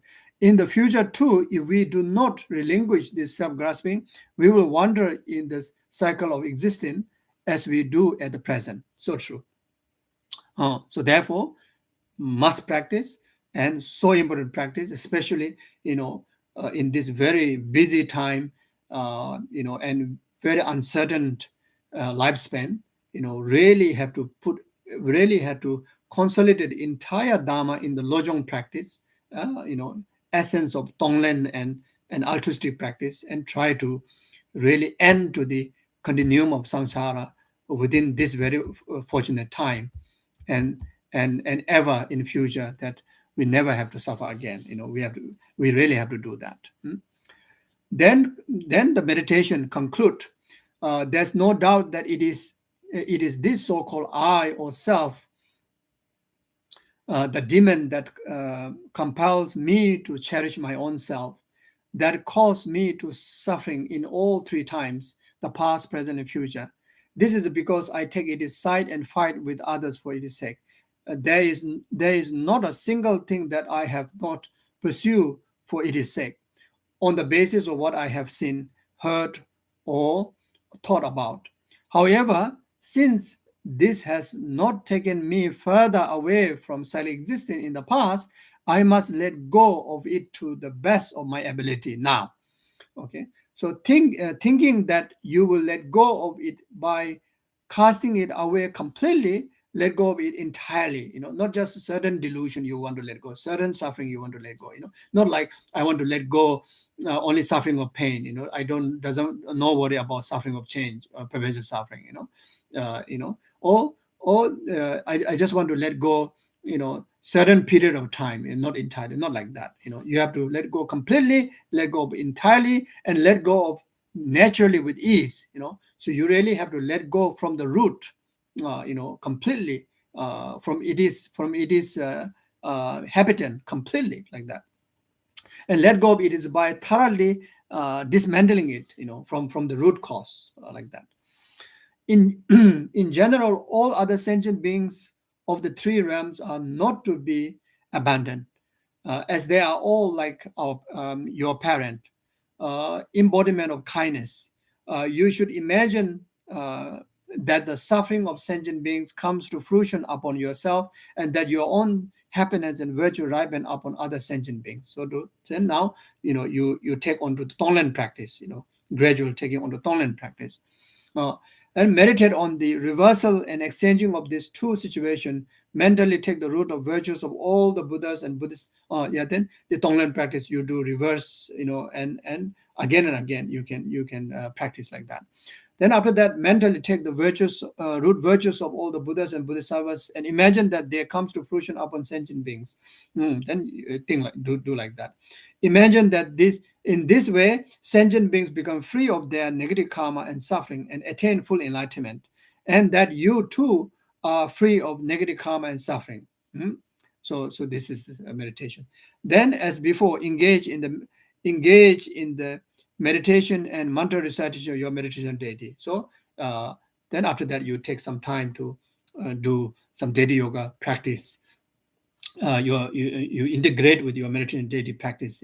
Here in particularly would be so beneficial to do charisic practice, especially recitation of mantra here, recite Om Mani Padme Hum. All this can be so beneficial like that.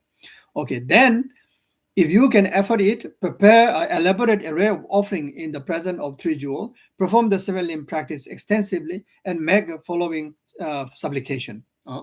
Bless me so that the undistorted realization of Mayana mind training will arise in me.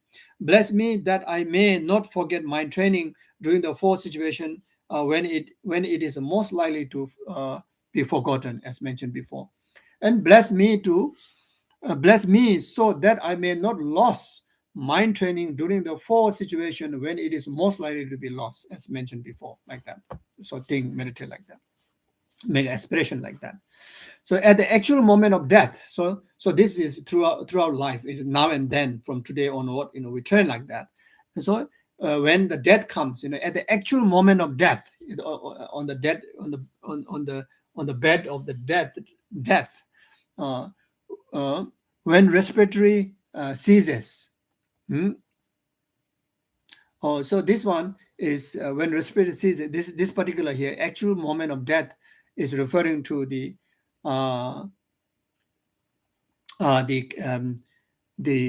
clear light, clear light death, not the clinical death. Here the actual death referring to the clear light death. The actual death.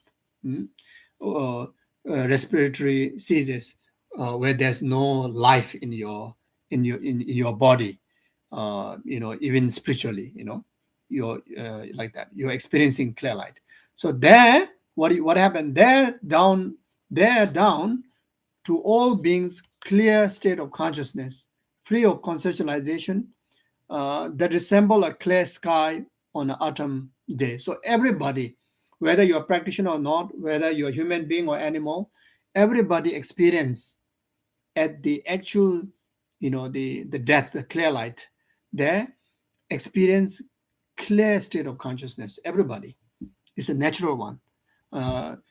Everybody experience the freedom from conceptualization that time. Is very much an example. It's a clear sky on the autumn day, like that. So now the teaching here is, it is this that is brought into correlation with what was described earlier.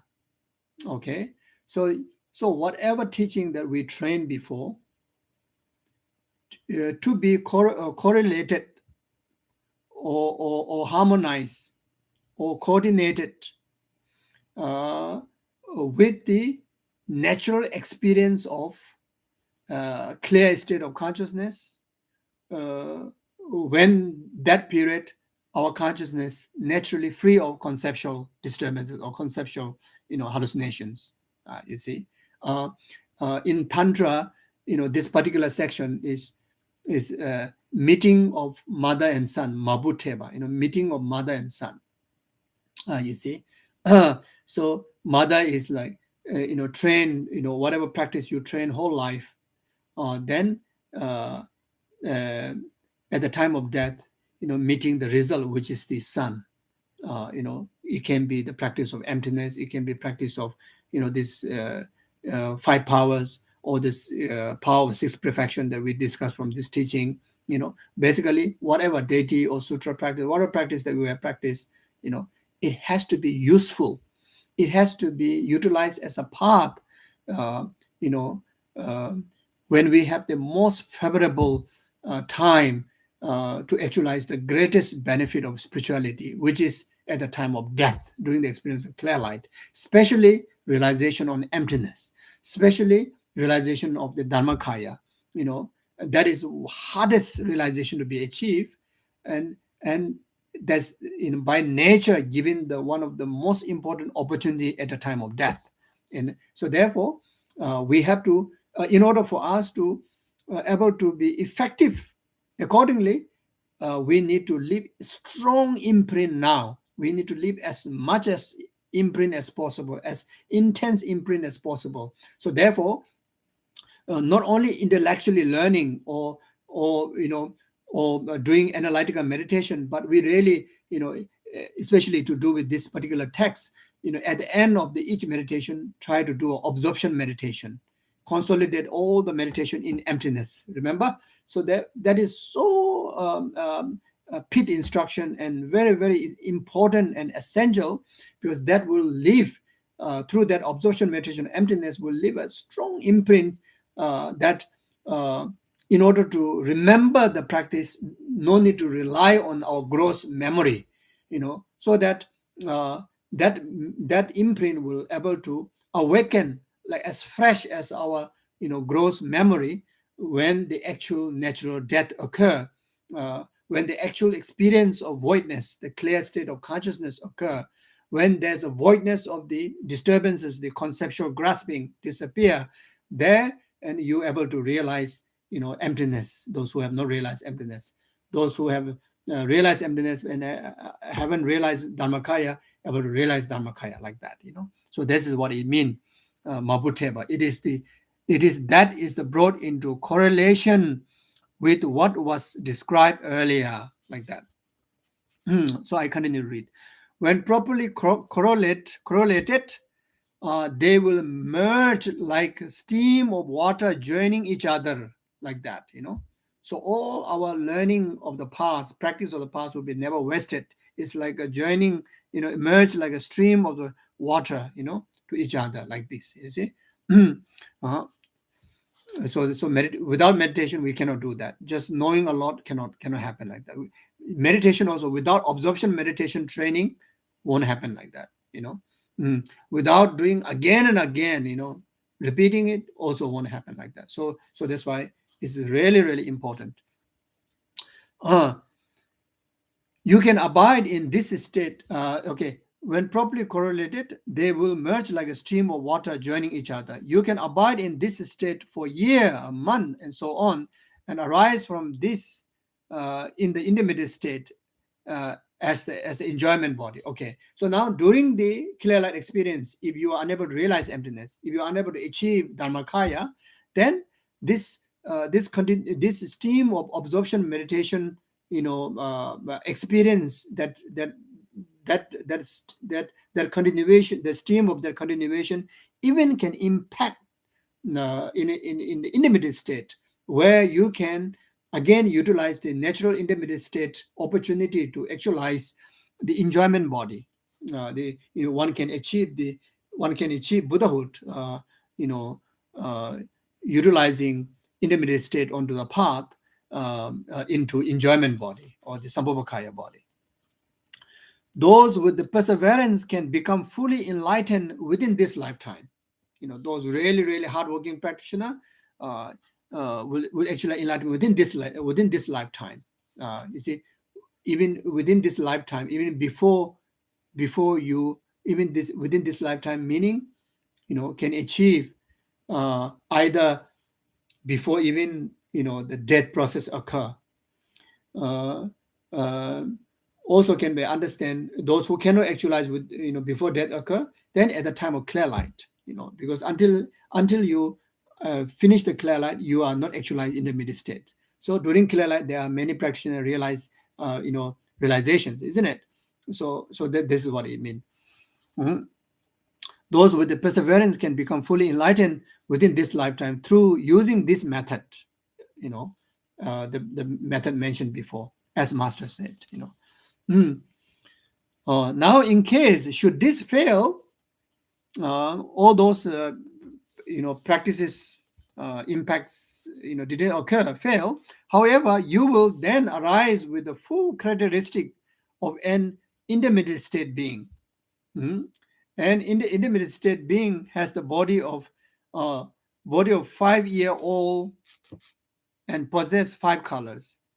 If at that time you can recognize these colors as indivisible, indivisible from the 8 metaphor of illusion, the 5 poisons will then transform into 5 wisdom. So this is extremely important, you see. So if we are unable to actualize enlightenment lifetime, then the benefit will, during clear light, unable to achieve the benefit, then at least the effort will carry on as a stream through the intermediate state. So there, the we need to have the capability to recognize, this natural body colors of the intermediate state being, to be able to interpret, interpret interpret the invisible form of the 8, metaphors of illusion. So you see, so the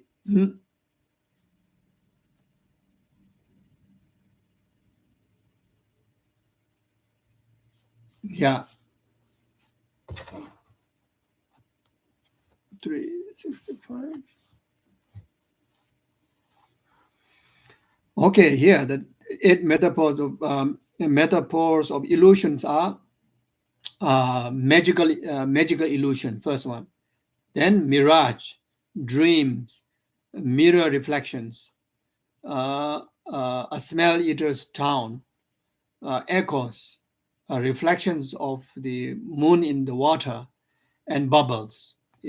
So uh, so you able to relate the 5 colors, the color, the intermediate state beings, the body color, to able to understand, like this 8 metaphor of illusion, and this is the technique to able to bring the spiritual benefit. The spiritual benefit that way, the 5 poisons, that way have to overcome the 5 poisons, the attachment, aversion, ignorance, pride, jealousy, and transform the 5 poisons into a 5 wisdoms, of Buddha, like that. You then that way you actualize the Buddhahood.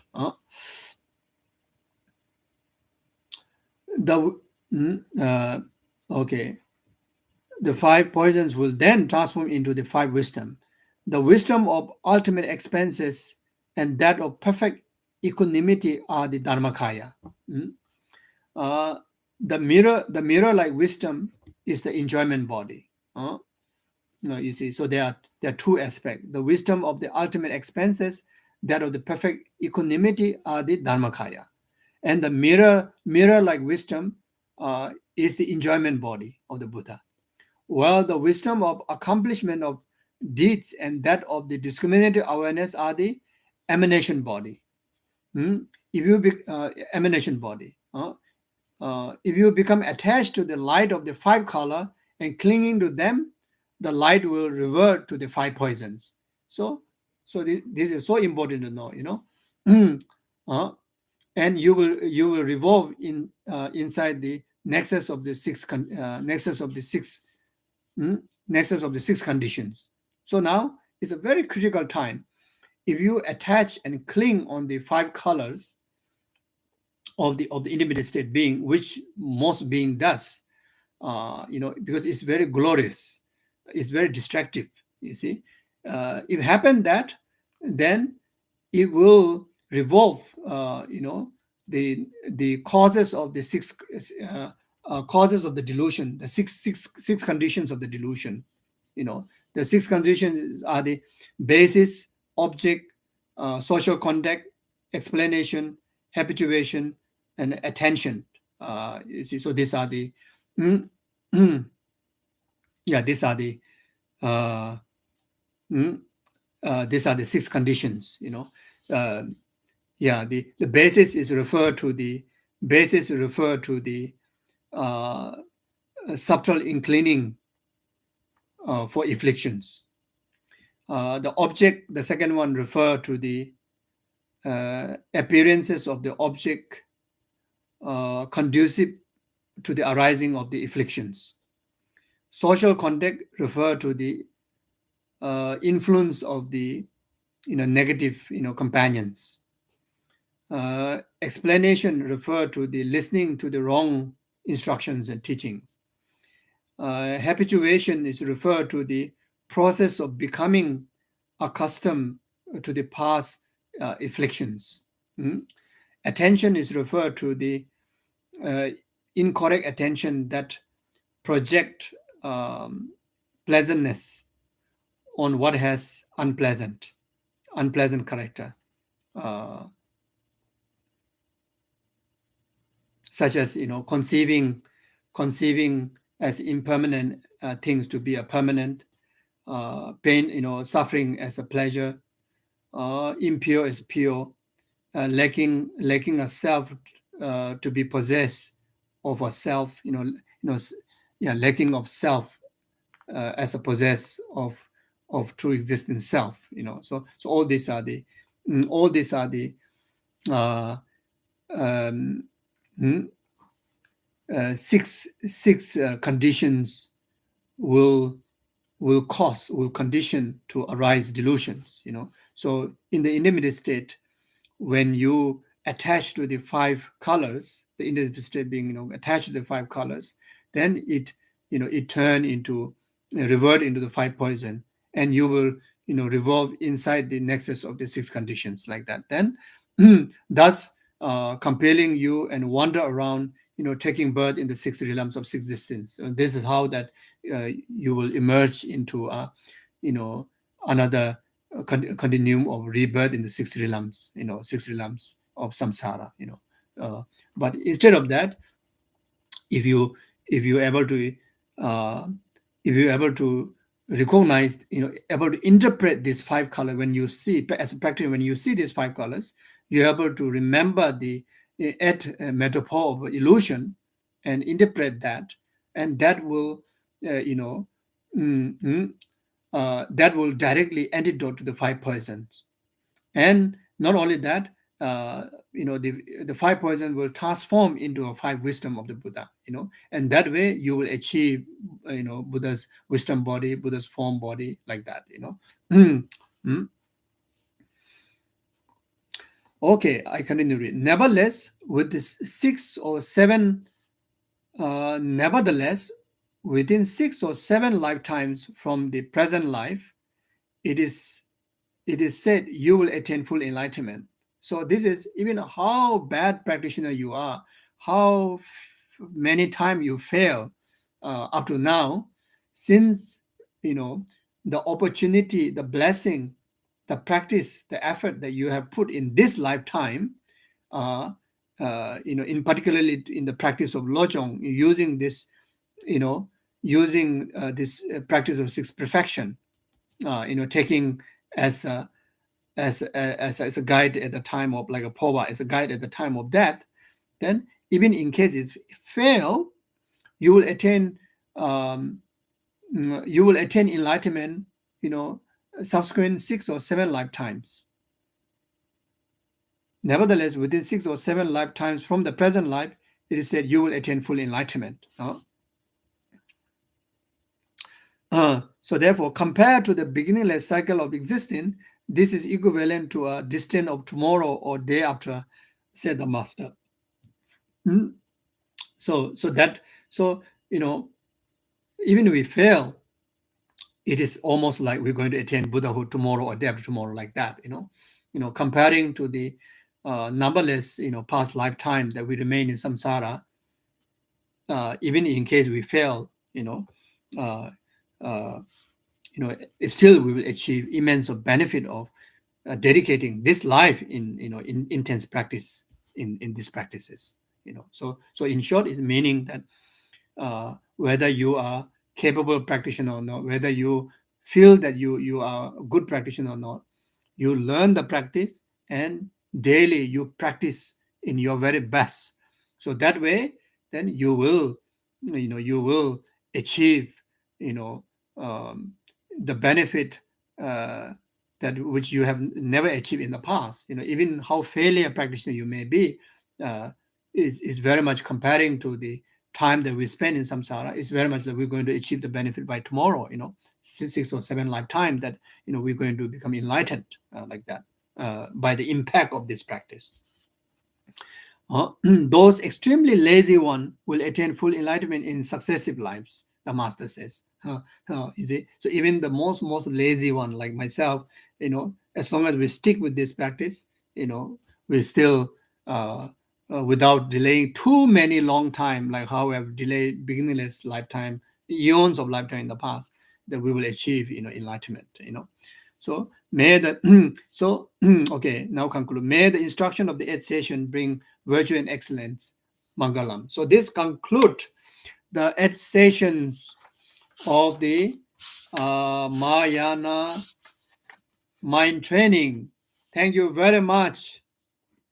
And so sorry for keeping all of you for longer time today, but I will give you all long holiday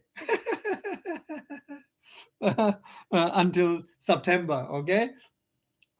So yeah, so especially this last session, last chapter, the session 8 from the 8th session of the mind training teaching. Please do read again and again, and really try to take a snap picture of the meditational guide in our heart, and try to train ourselves. It is absolutely so meaningful.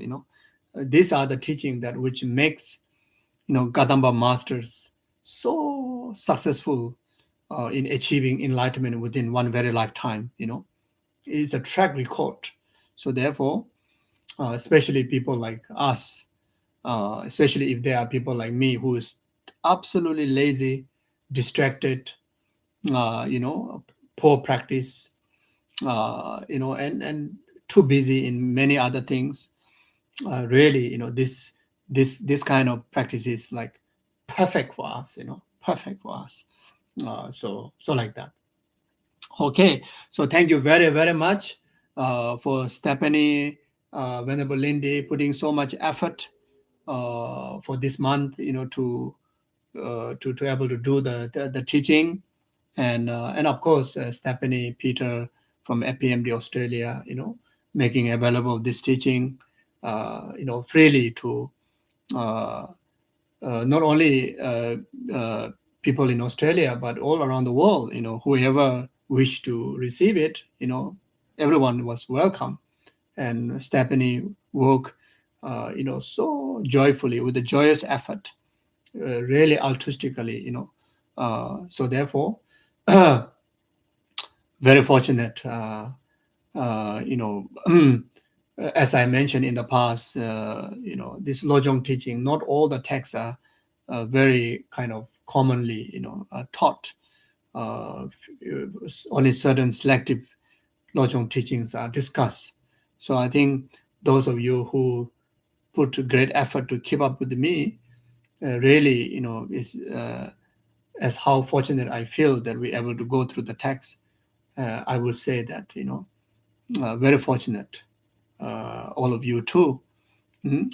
Even though from my side I've nothing can offer, knowledge, blessing, but the lineage gurus of this transmission are all enlightened being, you know, up to the immediate master, from whom received this lineage, you know, really proven of full enlightenment.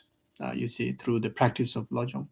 So therefore, without any doubt, even though right this very present moment may not feel any kind of benefits or no changes, but then if ourselves continue to practice, continue to apply, at least actually applying in our day-to-day life, using those teachings, surely it can be so beneficial. Will surely benefit like that, benefit ourselves, benefit people around us, to the environment, to the world, so much like that. Okay, so in short, it is a practice of altruism, and which really bless everyone.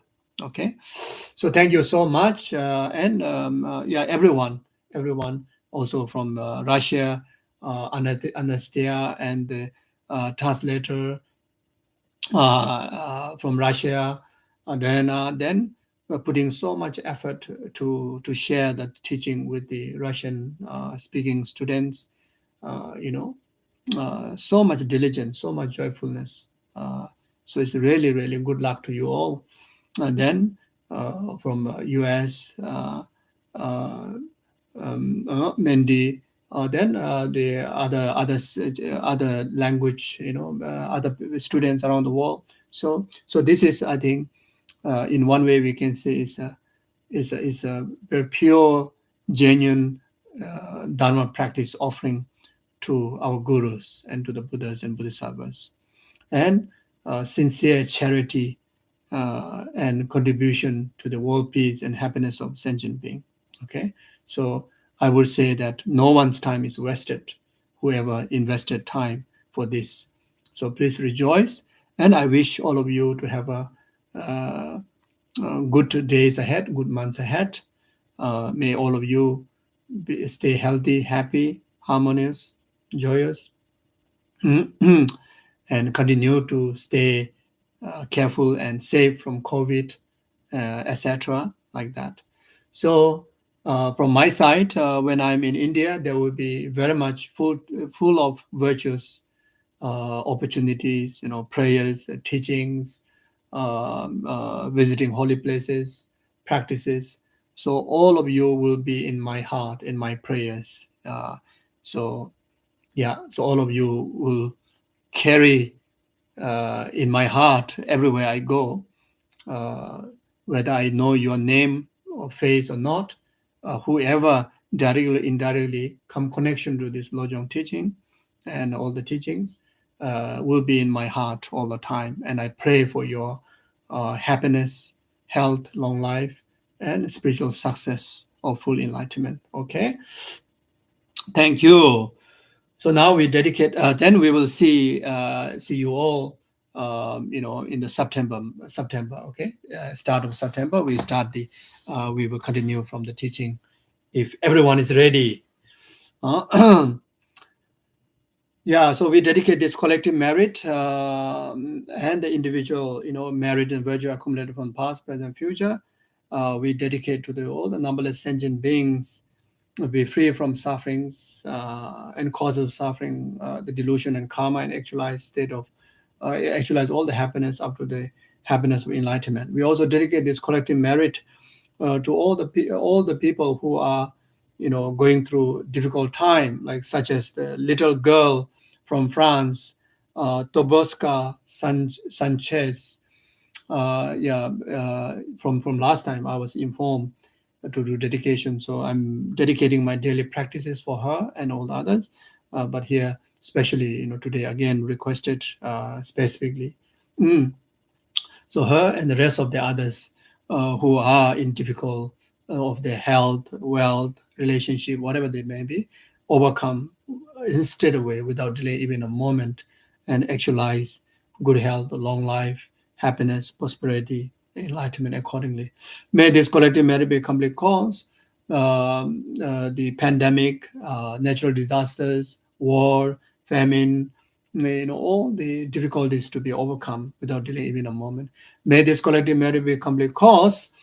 mm, all the world leaders, organizations, people who lead their family, and yourself who lead your life, be free from negative emotions, like such as anger, self-centered ego, graspings, attachment, and fill your heart with love, loving kindness, compassion, bodhicitta, wisdom of selflessness and emptiness, so that anyone under their leadership can able to enjoy good health, long life, happiness and virtue, enlightenment. May this collective merit be a complete cause. All the people and all the beings who pass away, in particularly in last 49 days, be free from suffering of death, suffering intermediate state, suffering rebirth, and actualize high rebirth in the pure lamb, pure realm, and enlighten, within that very lifetime. May this collective merit be complete cause all the good people in this world, like His Holiness Dalai Lama, Kyabja Lama, so much, all your spiritual gurus, yourself and your family members, always enjoy good health, long life, and fulfill all your aspirations accordingly.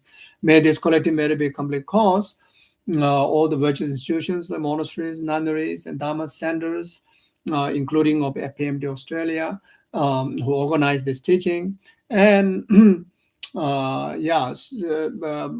the virtuous, virtuous basis be free from all the obstacles, inner outer secret obstacles, and actualize all the conducive conditions to preserve the dharma and virtue and compassion and action. In extensive learning as well as in extensive actualizing all the realization of the practices and realization accordingly. May this collective merit become the cause. May may all of us able to practice the Dharma, the altruism, the Lojong, the Tonglen, the practice of sixth perfection. Now at the crucial time of death, in the middle state, in next lifetime, according as a teaching taught, and may be able to achieve the all the spiritual success, including of actualizing full enlightenment within this very lifetime. Or then the merit, ourselves and the merit and the practice and the purpose we dedicate all understand in the nature of emptiness, dependent arising. So if there's any individual dedication there, please do so while I recite some dedication prayers. Yawadi Nudo Lama Sanji Dubjane Doa Chijamalip. De Sala Gubara, Jo Chanjosem Jorim Bojamaji Panam Kiju, Kawani Mame Bayon Gondo Pevajo, Tony Tawari Bojamaji Panam Kiju, Kawani Mame Bayon Gondo Pevajo, Tawari Bojamaji Panam Kiju, Kawani Mame Bay. Kone Gondo Pevara, Sho, Karira Koveshing, the Pendant de Wamalichum, and Chereseva, Tenzin Jazo. Shabese de Badu Danger, Tumso Jango Javet, the new Bebe Gozo Dobo, Choson Element to Dazo de Jaguando, Shade Jo Jambe Povich, the Jamada Kudo, Sampo de Dalconji, Dalo, Java de Tadam Gerado, Zojebe Javadam, Mogala Chudonga, Taji, Zawade. Zambo Jera Dong over Carrera, Kovation, the Pendant de Wamale, Cheres, and what the Shabese de Bado Danger, Tuzo Jango Javet, the Yope, Conzo Dobo, Chosongo Element to Tazo de Jagondo Shade, George, Zoname Guzera, the Janguatele, Jojo Jamada, Los Antebe, the Message to Museta to Jeje. Kawagondo Yanda Lamada Damage, Bala Longe, Sadalam, Nera, the Doja, Change Gombanyo, do show Cheji Jabo Zonga, Jason, Namapa, the Yetama, to Yamale Sama. Dada Jay, the Zunda, the Reginella, then Javalo Zanda by Temba Yure, by Euro. Pamazim Yadam Yadan, and Yujang, and Rodam Yadado, Sempacana, Sujuba, the Takuni Mola, the JS, and Geneva, Geneva, you the Netajic. The Vendana Malubata do Juan, Mebara, Jo, Chumne, the Javan, was in the Manas with Javala chance. Judges about the Majukudo Samola Chance, or that on the openness of the damages, that on the openness of the damages, that on the openness of the damages, that on the openness of the damages, or that on the openness of the damages, or that on the openness of the damages, or that on the openness of the damages, that on the openness of the damages, Jim Dinja, Dajman, the Zobas and all the Malanta Gerado to Javola Chazalo, Menjosa Javajana, the Luam, Dajana. 남다음에 맨내고 르뷰지 배단 조함이 그 외신 오바도 semjera 왔고 삼바 최진도 다시주 님몬들레 센들레 님의 고향 들레지 님제도도 될 군조 좀제 다시쇼. Okay, thank you very much and please take good care. Bye bye. See you.